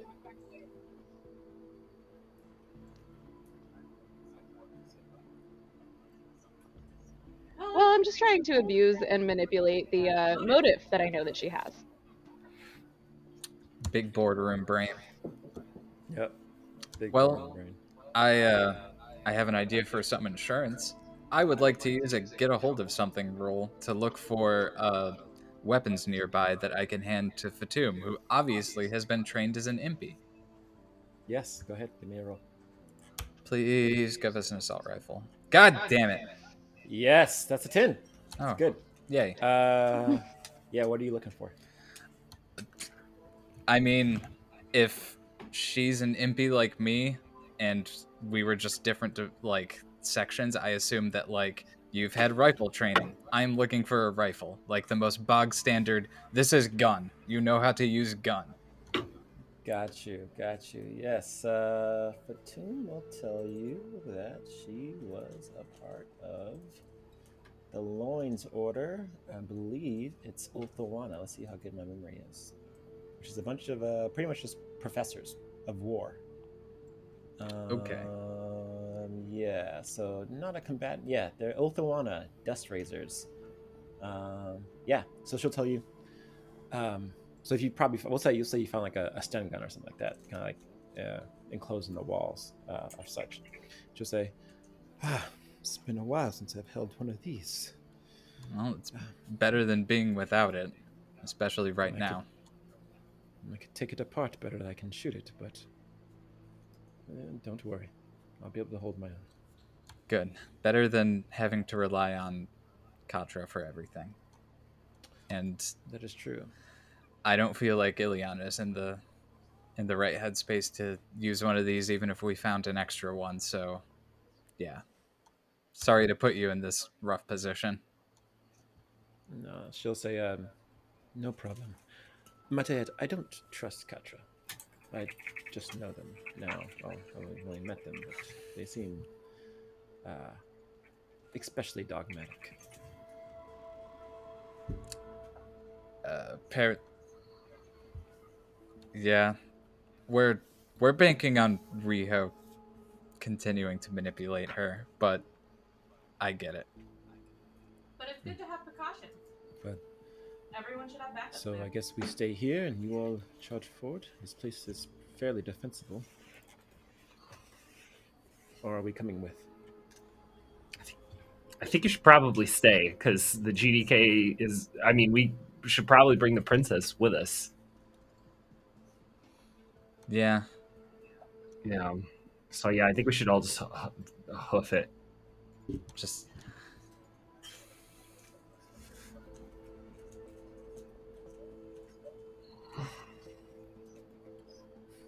That I can do. She sits down and clicks a few buttons and patches into y'all's local comms with radio signatures. So she's got a cool DJ voice. Cool. And Ilyana's going with you guys? Yep, I think so. Alrighty. She's in the ice cream truck by herself.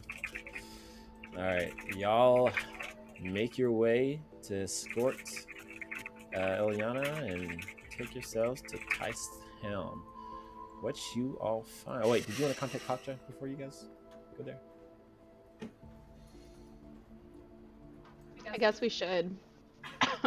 Are we gonna have her meet us there to help us with the infiltration, or like what did we determine we want her to do? I think it all depends on how she answers.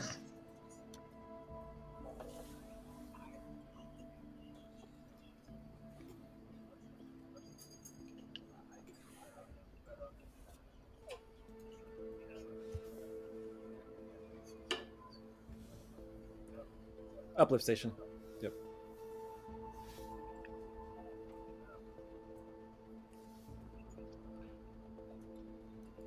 That's fair. I mean, you still need it.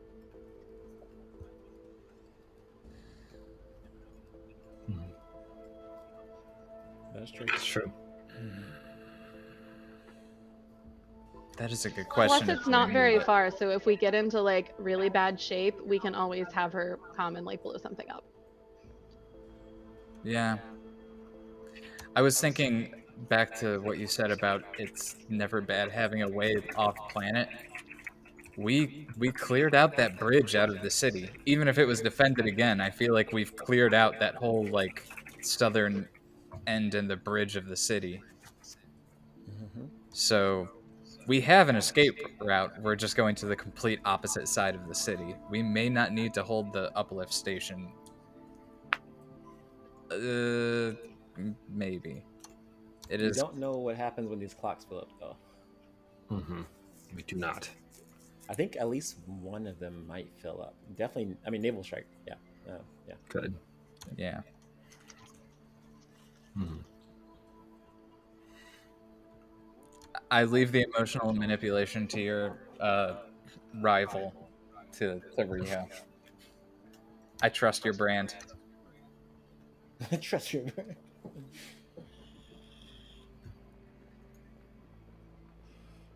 I think y'all are right. We need to keep that open as a backup plan. And again, she's not too far, so worst case scenario, we need to call in reinforcements. She's nearby.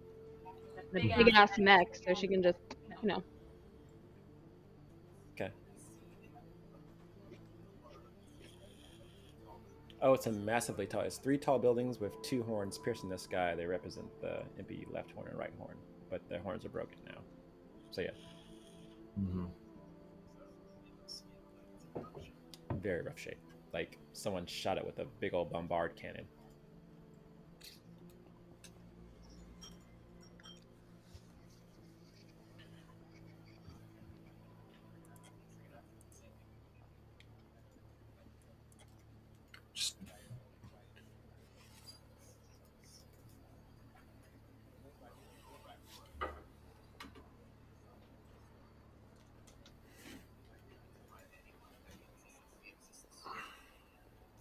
That's fair. Alrighty. What you all see as you approach. Oh, let me make sure that this does not have the token vision. Oh, I did. I fixed all these. Sweet. All right, what you all see as you approach is a the iconography, as what I mentioned, three tall buildings with two horns piercing the sky. They're much smaller than that, but imagine that they're horns. And you see a perimeter started by the GDK. You all are somewhere on the, say, your bottom left. It's kind of like approaching from the narrative west of this map. There are three buildings here. The one where you receive the signal from Thaigo is the center one. It has objective. It's up there. He's somewhere hidden up there. But around here is a essentially a barricade started by the GDK. And there, as you approach and you kind of see around some of the walls, you see GDK Legionnaires. They look like they've got some new digs. Some very new digs. The combination of the trade company of Bria and the GDK has created something very sick and very dope. Let me see if I can find these diggerinos. Sieges, you know what they're gonna look like, Siege. I might not. No, you totally know. Let's see if I can find these stupid things. Are they going to be slightly British inspired? Slightly. Oh no. You see these legionnaires have been kitted out. They were in black and they've got Hellgas mask on. You know, Killzone, that game from way back when. Anyways, they're shouting orders and they're shooting subalterns and they're shooting any other. They're kind of establishing a perimeter, but there seems like there's a few subalterns that are straying towards like the building and such, and they're shooting it and kind of taking them down, and just making sure that no one is around. They send out a communication, or not communication, like a wide area comm on the loudspeaker. They say, "The GDK is here to protect you all. All errant civilians, report to Tice Helm. We're here to protect you. We'll get you out of this city and safe. Again, the GDK is around." Oh, I don't like that. So Fucking liars.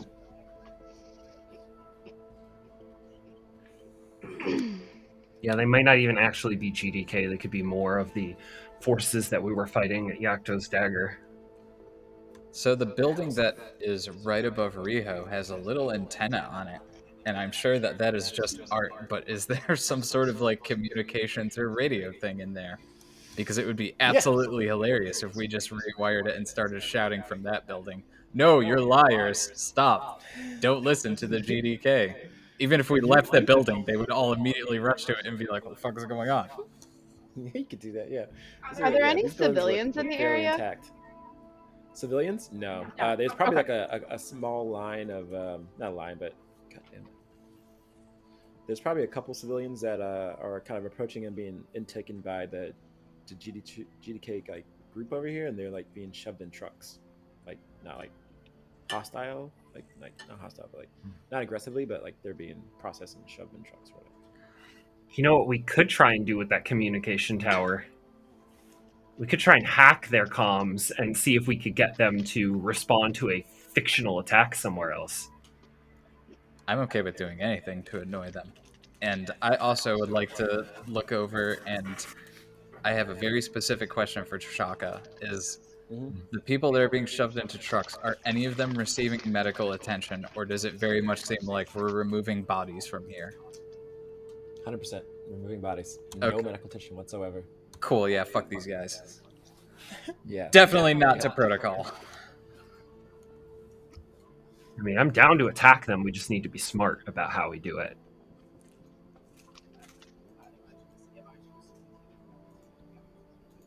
No, it's just like a barricade that they've set up. Narrative barricade, yeah. So I think whatever we do, to Akiza's point, we do need to play it smart. I am all for creating a distraction by I'm hacking saying, those if you guys comms. fail your roles here, there could be a mech combat. So I'm assuming you guys approach in close enough distance with your mechs, and if you choose to get out, you can do whatever.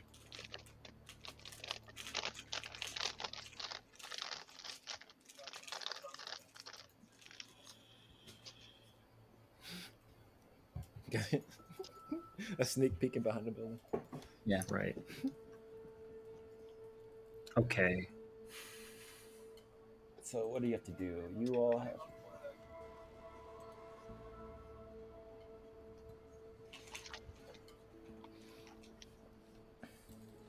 Yeah, I think that sounds like a good idea. Cool. Alrighty, who wants to give me a little false signalerino? See what happens. I will say that because the GDK has set up such a robust perimeter of these buildings, it's going to be difficult. Yes, difficult.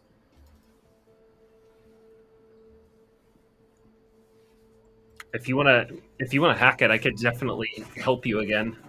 I could take another walk into the metaverse.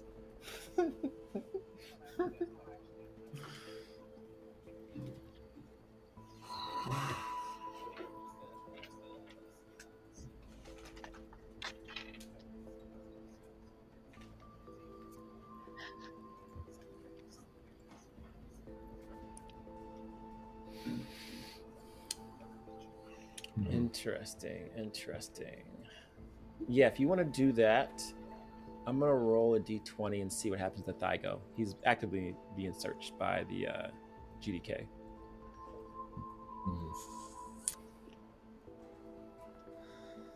So do we want to take the time to do that?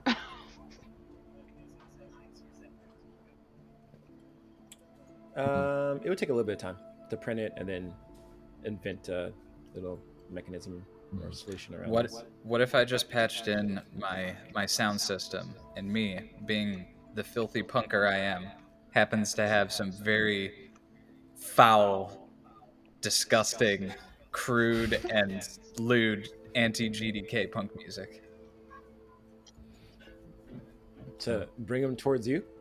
I mean, if we want a distraction, I feel like if a building started screaming out the GDK equivalent of "fuck the police," they'd be like, we should handle that. All right. So you still want to hijack the communications. You just want to have music pulling them somewhere instead of, Yeah. right? I feel like doing that will be easier than like, let's invent this high-tech device, and instead we just literally hook up a loudspeaker with the worst thing they could hear right now while trying to be big damn heroes. So Siege, your role is gonna be risky, and then Ryan or Rico and Akiza, your role don't.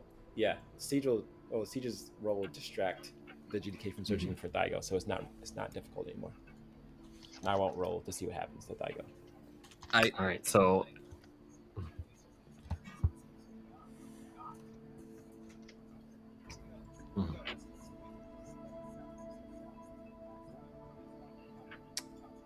It's a really yeah. Because you guys are gonna.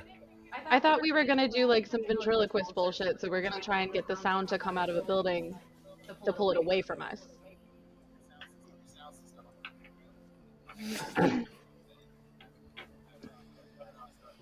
But then we'd have to get all the way around to the other building. Like, I think the plan was still to go in and hack their comms using that antenna that's right next to us. We're just sending music instead of a message. Yeah, makes sense to me. Fine by me. Cool. Still a risky roll for you, Buzzo. I'm ready to take control. The consequence is that they're probably gonna come attack you. That's fine. A combat might start. We all kind of knew. Do I get any bonuses if I asked nicely for Rico to make sure the wires don't get crossed? That sounds good. Yeah, Rico, you can help him out. Make sure you boom blast it. Almighty already. Roll with accuracy. Boom. Hey! 17! The 17, you succeed by blasting out a signal from this building, this antenna over here, and most of the GDK forces turn and look at you all, and not look at you all, look at the building in the direction of the information or the sound is coming out, and they immediately start charging their ground forces at you all. You don't see any mechs yet, but depending on what they may find, there may be some mechs. So yeah, you're able to cause a distraction. You guys have a short amount of time now to bust a move. Do we want to head for the enemy or do we want to head for the building? Because if we head for the building, we're trapped inside. We could We could try to make contact with their commanding officer and bring him with us. I mean, it's... Of course they have a commanding officer. Precisely. I think if we do that, we get to the building, you guys lay down cover fire, I'll explain the situation to their commanding officer, and he can join us. Their commanding officer is going to join you? Yes. That's impossible. Or I'll stab him. There will be force used in the making of this scene. But if we have a big enough distraction, another big distraction with that, then my invisibility will be a little bit more effective, and I can sneak over there and explain.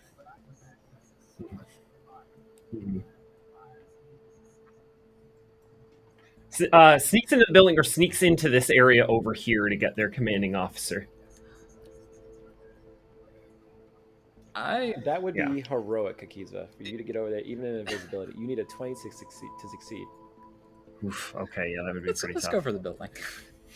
Yeah, let's go for the building. Yeah, that'd be pretty. I mean, you could do it, but who knows what would happen to your character? You'd be taken hostage. All right, yeah. Let's go.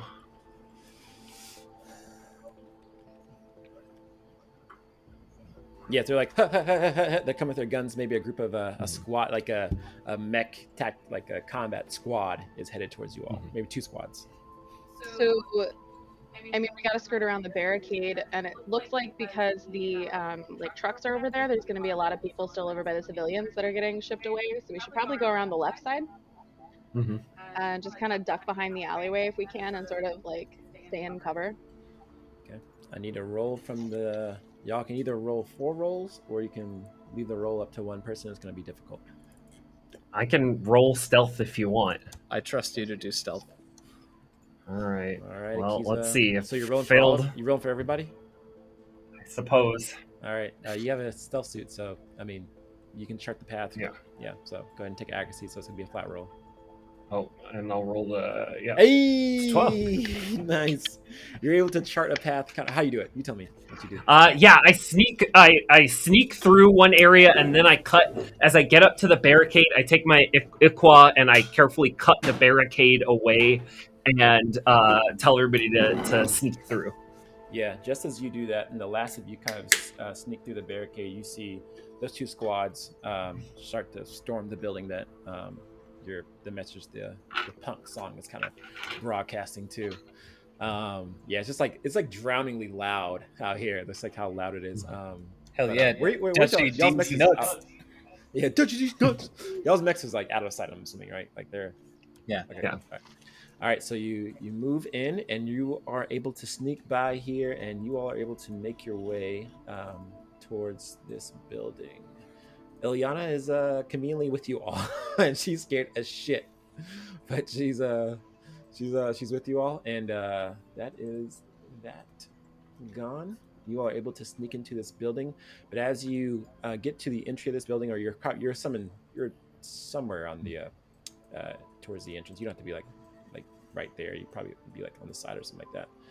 But as you get to the entrance, you do see there's some GDK forces in here. There's like 2 soldiers on the bottom floor, legionnaires as they are called now, on the bottom floor, and they're just holding the ground. Some of them are a little curious, what's that music on the outside? You guys want to try and take them? Ilyana picks up a brick. Hold on, Ilyana, I have a very stupid idea for you. How do you feel also, doing some public speaking and try to distract them while we sneak up behind them? I mean, you are a defenseless civilian, obviously looking to be rescued. Or do you just want to throw a brick? You'd have to. I think you would have to convince her to do it. I mean, she's ready to throw a brick at them. I thought she was ready to go, except this time it's like, hey, do you want to go to the not start a fight? I guess you're right. I guess you're right. All right, you're right. All right, so she'll say all right, we can do it non-violently. I hope they recognize me. I'm the youngest daughter, but I'm also the coolest and cutest. They might have seen me on TV. This is true. Pretty sure everyone saw you on TV when you were piloting my back. Oh yeah, you're right. Okay, what would you have me do? I'm pretty much just be vulnerable and ask for help. Yeah. Just keep their attention There's a away lot. from us. Ilyana agrees, and she's gonna look at Riho and look for confirmation. All right, Riho nods, and so she says, "All right." She kind of, I don't know, smudges some dirt on herself or something like that, or on her face, like to make herself look more uh, like damaged or whatever. And she walks in and says, "Help! I need help! I'm Ilyana Yemez." And they point their guns like, "Stop! Stop right there! Who are you? Just identify yourself." She's like, I'm Ilyana Yemez. I'm King Yemez's daughter. I, I I was caught up in the fighting. I tried to reach here." And they're like come closer to her to like identify her, and they're distracted. Time to do something terrible. Sneak around behind them and Yeah. Yeah, I think you guys should beat the crap out of them. Like, if you beat fists to face them, they won't die immediately, which might be nice. Give me 2 rolls. How and many- 2 accuracy. I was gonna say, Accuracy on each roll. are there only 2 of them? Only 2. So hear me out, Buso. What if we did take control and we just put them in a nice little headlock from behind, force them into submission? Yes. Yep. Okay, Time to make him go sleepy. sweet. Alrighty, I need accuracy on both of these rolls. I need 2 rolls from you all to take down both of these legionnaires. I'm a sneaky elephant. That's a success. That's a success. What happens as Ilyana's talking? She's like, "I'm Ilyana Yemez. Look at." They're like kind of like pulling our. They're looking at the little pin on her show on their that you just printed out, Buzo, and look. "I think she might be Ilyana. She looks just like her. She's got the lapel of the Yemez family, the dice emblem, or the And then- BK or whatever." Then Metal Gear. Yeah, there you go. What happens? So I'm gonna take on the taller one because I'm a little shit. I'm gonna sneak up behind the taller one of the 2, and I'm gonna just like jump up and like wrap my little tiny arm that is very buff around his neck and just Yeah. pull him back down to my size and use like gravity to help me down him and put him into a submission hold. Nice. Yeah, you do that exactly that. He gets really top heavy as is the one kind of looking at Ilyana's he's kind of like not he's not respecting her as like royalty or whatever. So he's kind of like being a little rough with her or whatever. And so you do that, you get on top of her, and they kind of fall back as you're like pulling their head back, and the back of their neck hits the bottom the top of your knee as it hits the ground, and he's alive, but he's like kind of like, you know, incapacitated a little bit. And what do you do with the other one, Buzo? I probably got very confused when she dived in front of me to go after the taller one. So I pivot. I grab the other guy and just really sloppily like smother him with my mass. The other one says, yeah. Like, the other one tries to like, go ahead. Yeah, I was just gonna say, instead of like, oh, this is a very neat like headlock, I just imagine it's like a really sloppy headlock that just slowly his face like disappears into the armored biceps. Nice. Yeah, the other one is trying to like sees that happen. It's like, whoa, what? And it's like kind of swing their gun, and they almost like hit Ilyana in the face as they're like swinging their gun around to shoot Riho, and that's when you just like smell this shit out of them, and they cause them to drop their gun, and they're like, yeah, they're like knocked out essentially, yeah. And then Ilyana says, "Oh goodness," all right. And she like looks at the ground and picks up a gun. And says, "All right, what do we do?" I'm gonna take the gun away and then give her a high five. That's actually not a bad idea. Giving her one of their uniforms might help. She knows a little bit more about the GDK's operating procedures than we might.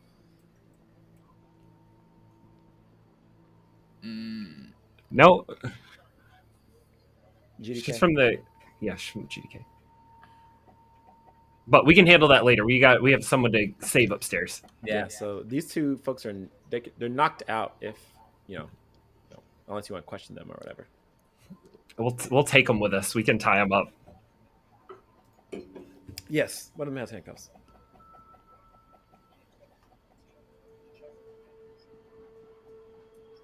gonna take one Alright. of their comms and keep it on me, just so I can monitor for communications.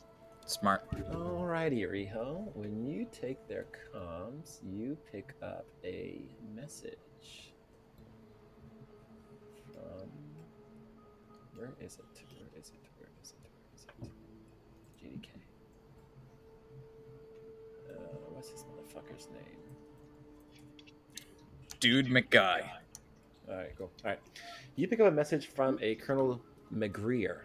They are registering as the commander of the GDK's forces here in Shibodi City, and they are registering as their headquarters or their mobile base of operations. The place that's secured is the GDK, the battle named the GDK, which is pretty obvious, right? Like, if you guys, I don't know if you guys can go back to it and see it, but yeah, it's that one, 3.5. This is where it's coming from. Yeah. And Colonel Greer says, "Have you all found the origin of that radio communication? If Ilyana Yemez is alive, she needs to die. This is Colonel Grill giving a direct order. Anyone who finds Ilyana Yemez is ordered to kill her immediately. I repeat, kill Ilyana Yemez." Oh, we had good timing. Yeah, these guys are fun. Is there a mask or something that we can put on her? Like anything? You can give her a helmet if one of these. She's like 17, so I don't know if these outfits are gonna fit her. Yeah, they will. that probably. They might. Who knows? She might be a big 17-year-old.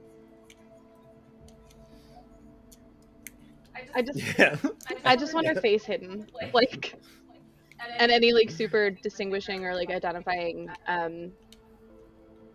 clothing and stuff. Like, she should probably take the little Teist pin off. Yeah, and cut her hair. Cut her hair. That's a lot to ask of a teenage girl. Okay. Okay. All right. We could braid it real quick though. Just kind of like tuck it up under the helmet so nobody can see it. Yeah. Girl power. So, I don't know if she heard that. I think you only heard that, Riho. The message. Okay. Cool. So yeah, you all have infiltrated the building, and you can go up and try and find. I need you out to search for old Thaigo Santani.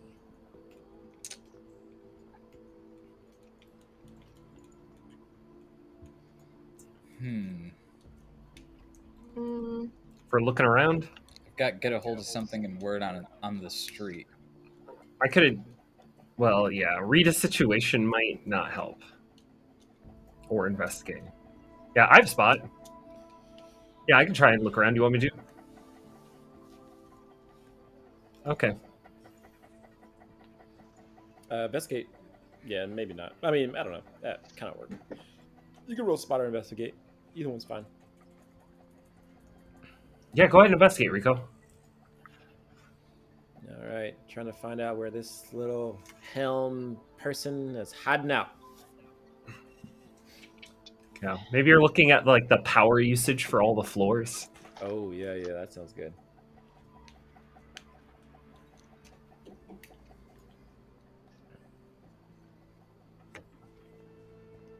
Very nice. You guys' rolls are so good. Thank God. So yes, you. When the GM says find thank out- God. Yeah, right. You find out where then Thaigo Santani is. They're not a few floors above you. Looks like they're hiding out in a panic room of sorts that is built into one of these Tice buildings. So yeah, you can make your way up to them pretty easily. Nice. The entire As time you- that we're moving through this building, I just want to point out that like Riho is not letting Ilyana out of like arm's length of her. Okay. Yeah. So Did someone take the gun out of Ilyana's hands? Yep. Busa did. Okay, cool. All right. Alrighty.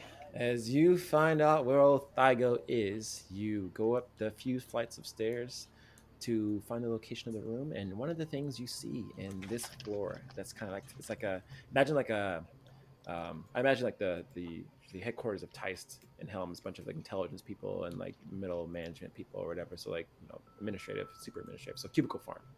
You see a half-size mech that is kind of like walking through this floor, like literally scanning and searching for Thygo. And you see the what is a half size mech that's in the game.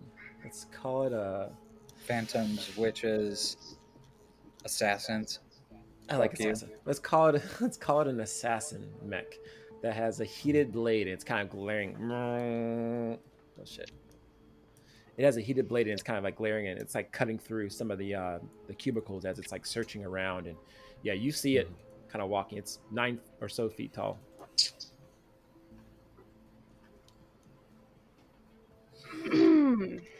You guys fought one of these at the Breaking of the Houses event. They have abilities like leap and Yep. yes. Can we skirt Wait a minute. around its search path? There's literally a person inside. Like it's like an erratic search path. They're looking for Thygo. So what you're saying is parkour and pull them out of the cockpit. Oh, This is your wheelhouse. I think we also know how they operate, so if they're going to be jumping on us, we could try to Bugs Bunny them by weakening the floor under us. Well, I'm just saying any damage from this is going to be like normally you've taken like damage from like just punching or whatever. It's like 1 AP. This is going to be like 5 AP damage type shit. I feel like if we should exploit the fact that we know that it's going to jump on us and try to Bugs Bunny it, and that could damage it enough to where Riho could then pull the person out of the cockpit. Yeah, if we can get it stuck or like immobilized in any way, that would give a huge advantage for that. I wish I had grenades. What pilot gear do you guys have? My subject. Yeah. Ooh, that sounds cool. I feel like your printer could be helpful for like making it takes an hour to print stuff. An hour or two. Oh shit. Yeah. I have a drone. Miniaturized version of Union's full-scale printers, handheld printers can be able to make simple objects type of as long as you have the right chip pattern. Oh shit, it doesn't say in here. Yeah, all we have to do is kind of secure the floor a little bit, make it look not bad, and then when this thing jumps in there, we jump out of the way. And then falls down, and then Rico jumps on him. I can also throw in my drone to pull the aggro. I think that's a great idea. Alrighty. I need you all to give me 4 rolls. I need you all to succeed on 3 of them. If you don't, one person's going to take some maximum damage. All right. I think Akiza, while we're setting this up, I think Akiza's going to be invisible and he's going to be on lookout. So I'll roll spot, and basically when the mech is coming, I'll tell everybody to scatter, and that way we don't get caught while we're setting up this trap. Alrighty. Cool. You want to go first? You see this assassin kind of walking and kind of cutting through. Nailed it. Ooh, with a 19. Very good. So what were you doing exactly?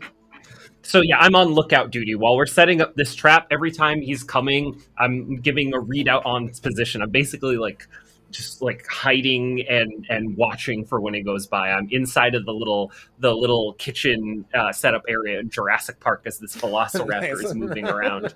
Nice. Yeah, so the assassin moves around. And it's probably got some See, did you draw assassin? You did. I did, but it's not size half yet. Oh. Let's say it's gonna be massively huge. There you go. Looks like. Yeah, so you see these heel kind of horse stompers of SSC make, sort of, right? Isn't it? Yeah, it's not too quiet. Yeah, so this thing is like stopping and it's kind of looking around, and you see the pilot's face kind of through maybe like the top of his head or whatever, his eyes kind of poking through like this, like if you can see my cursor, this like red area right here, yeah, like it's like stomping around and looking around, and it's not able to register you, but it's definitely looking for Thygo. Cool. So you'll give someone else accuracy on because you're keeping a good watch over it. Let's go next.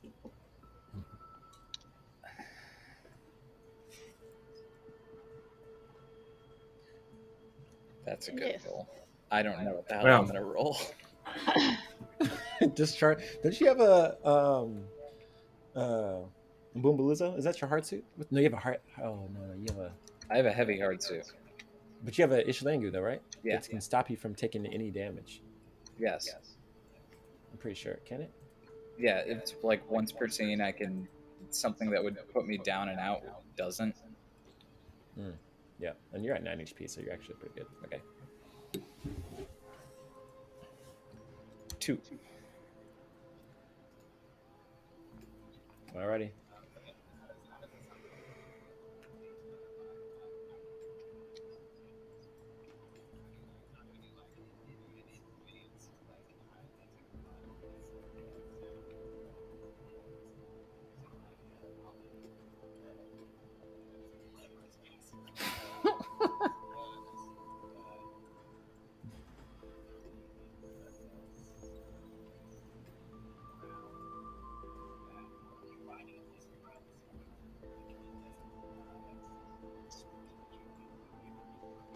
All right. I would say you probably what's your gun that you have as a pilot?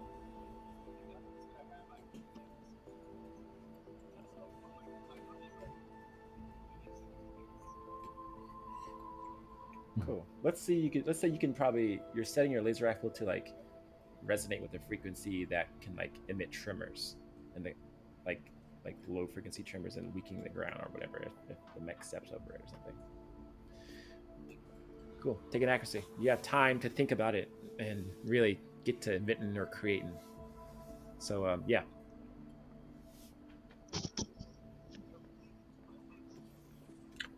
Very nice. Very nice. Yes, with the 22, you have ample amounts of time to set up this this configuration on your light signature.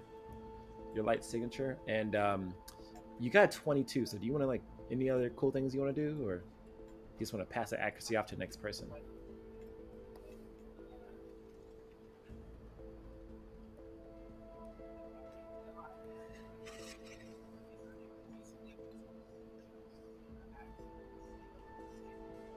Mm-hmm.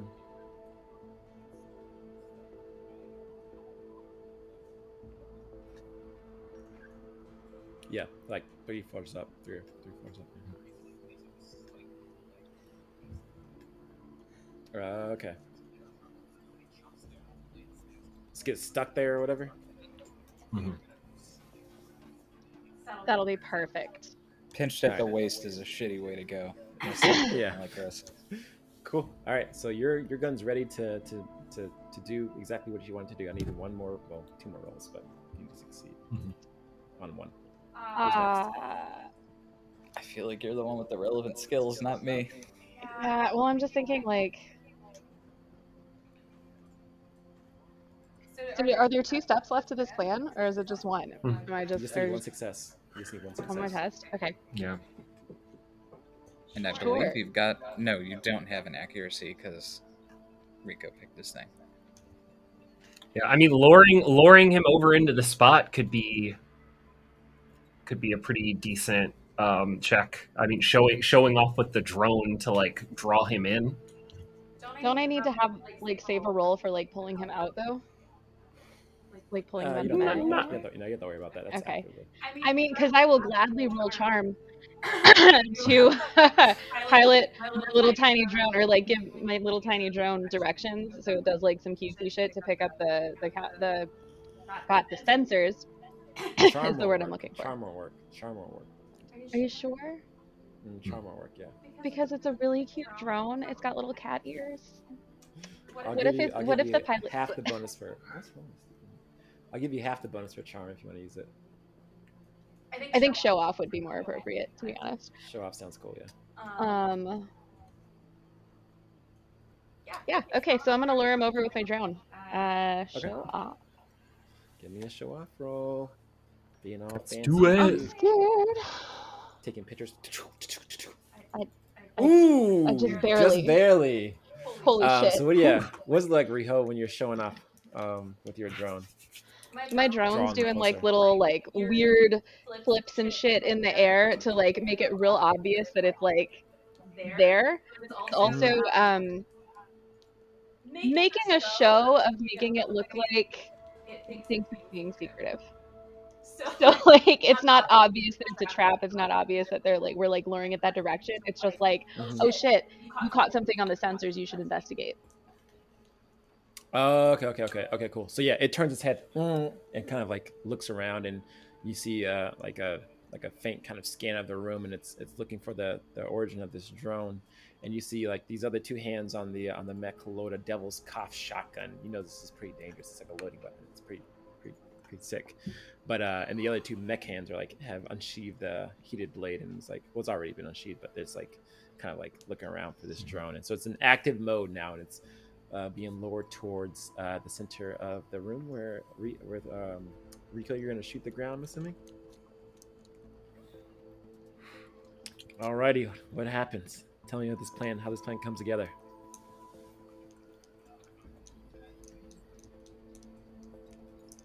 It's like, yeah.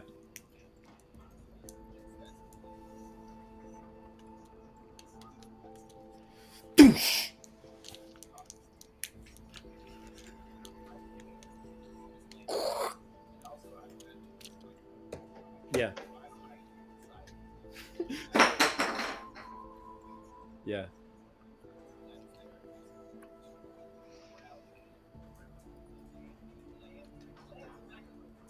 Yeah.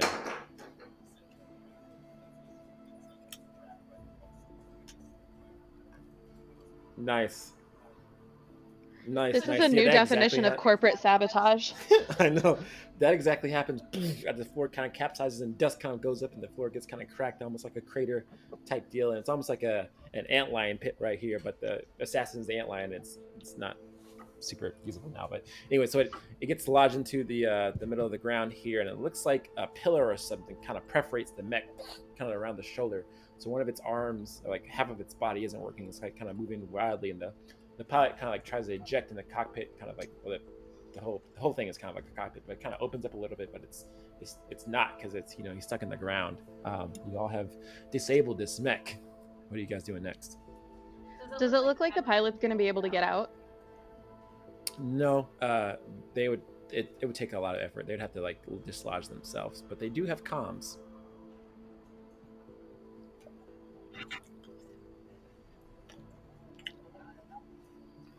Yeah, I think we should just start. I think we should start wailing on and kill him. Kill him or just incapacitate him? How are we feeling?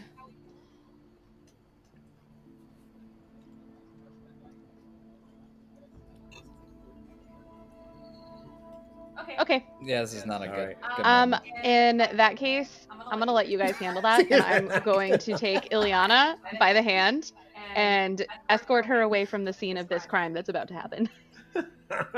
All right, well, Ilyana goes on. If you guys are gonna take him out, then you can do that. We don't have to narrate it.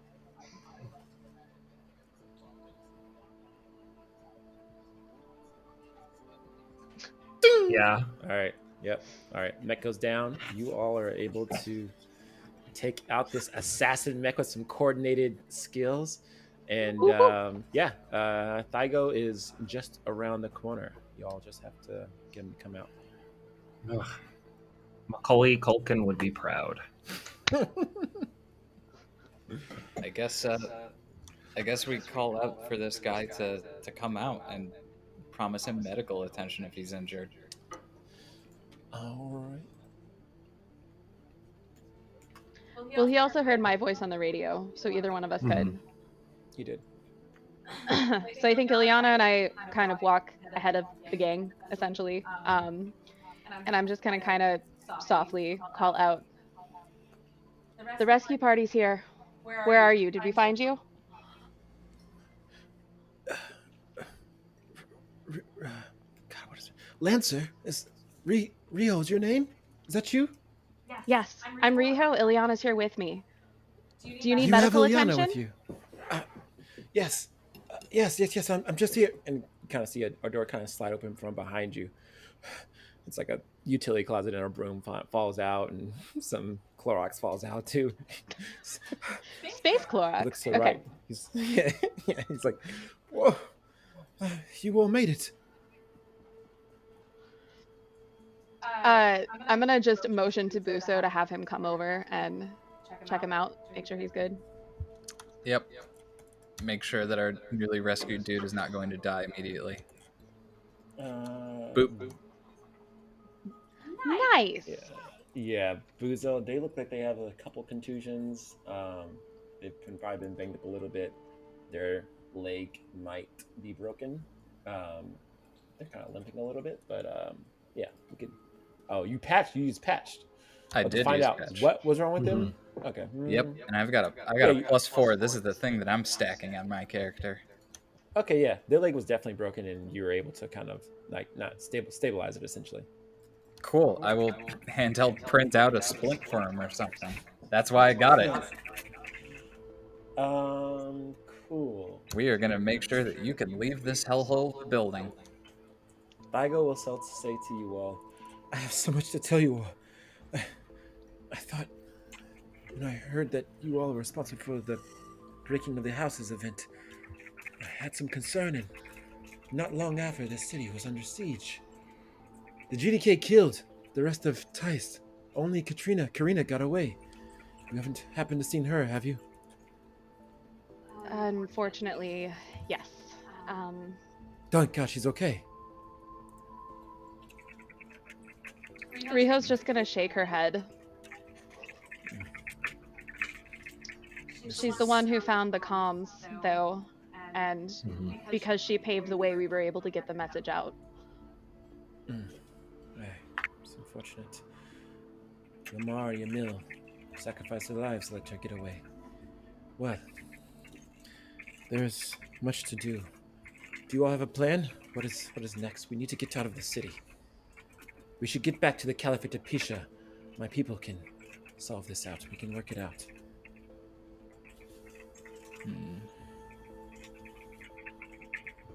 Yeah, there's quite a few people that still need help, and there are a lot of GDK forces here that we need to get rid of first. Yeah, we're kind of doing the whole save all nations thing. You're wasting your time. We need to get back to the Caliphate of Pisha. They are the only ones that can help us. That sounds like separatist talk. You don't work for the Caliphate of Pisha, you work for Teist. Now act like it. Teist is dead. Everyone's dead. Tyson is here trying to rescue you, and if you're too stupid to realize that you couldn't do anything without our help, we can leave you here in the building if you'd like. There's a half-working mech a floor down if you can scrape the guts and viscera out of it, if you want to take this war to them.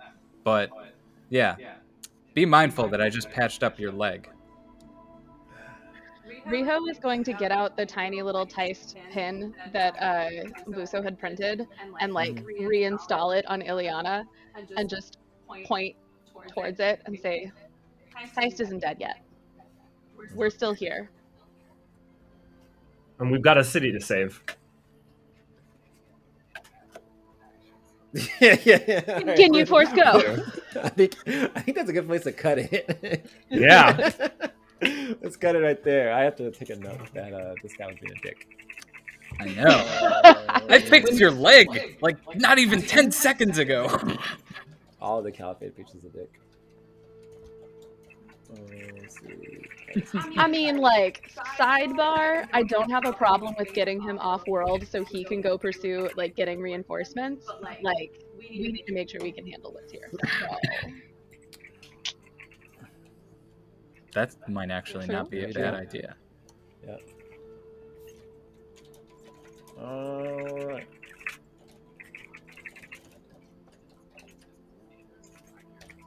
Cool. You know, and we have Fatum basically running comms. If anything, we can at least tell her, hey, keep track of this guy. If he drops off radar and does something sketchy, don't let him get in contact with anyone else that we're trying to rescue. What do y'all think about the Caliphate? Do all y'all think they were like bad, or do you think they're good?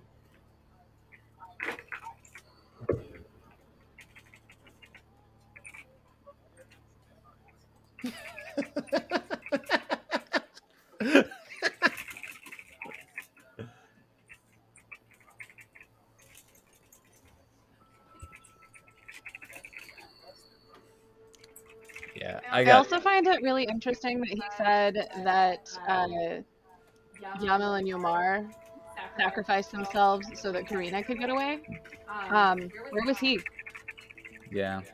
How is he still alive if two other people have died to let Karina get out? Like, that's where I'm a little bit like, you might be an asshole, and like, I'm not sure I 100% trust you, but also at the same time, like, you obviously are out for self-preservation enough that you would get the Caliphate of Pisha in here to like help.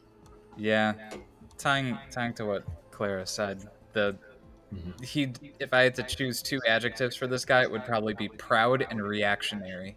And that's probably how I would describe most of the Caliphate of Pisha too.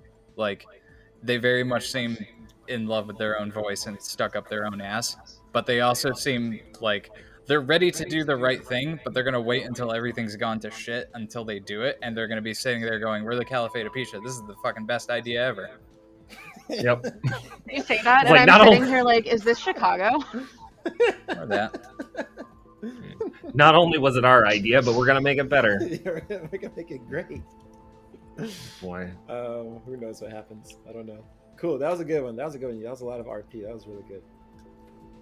I have a soft spot in my heart for goofy Metal Gear Solid-esque sessions. Right? Yeah, you guys have mechs. You guys have military hardware. Don't use any of it. Sneak. I know. Sneak Sometimes you don't need mechs. Mechs solve problems. They solve certain problems. Let me go ahead and tick down this thing. They are a hammer that you use sometimes. Exactly. All right. Same thing. Let's see. That is a 1. Ooh, naval strike goes Oh no! Oh, my friends. So we rescue some dude and then hear shelling.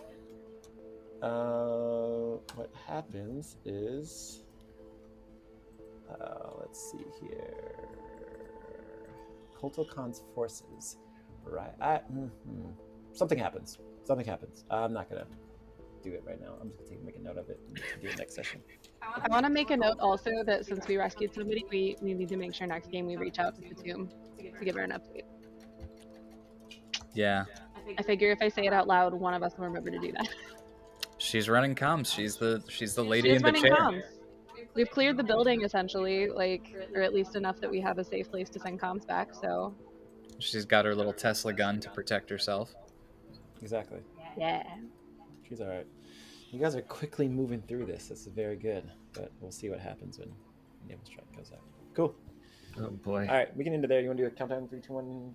3, 2, 1. Woo! Bye. Yep. Woo!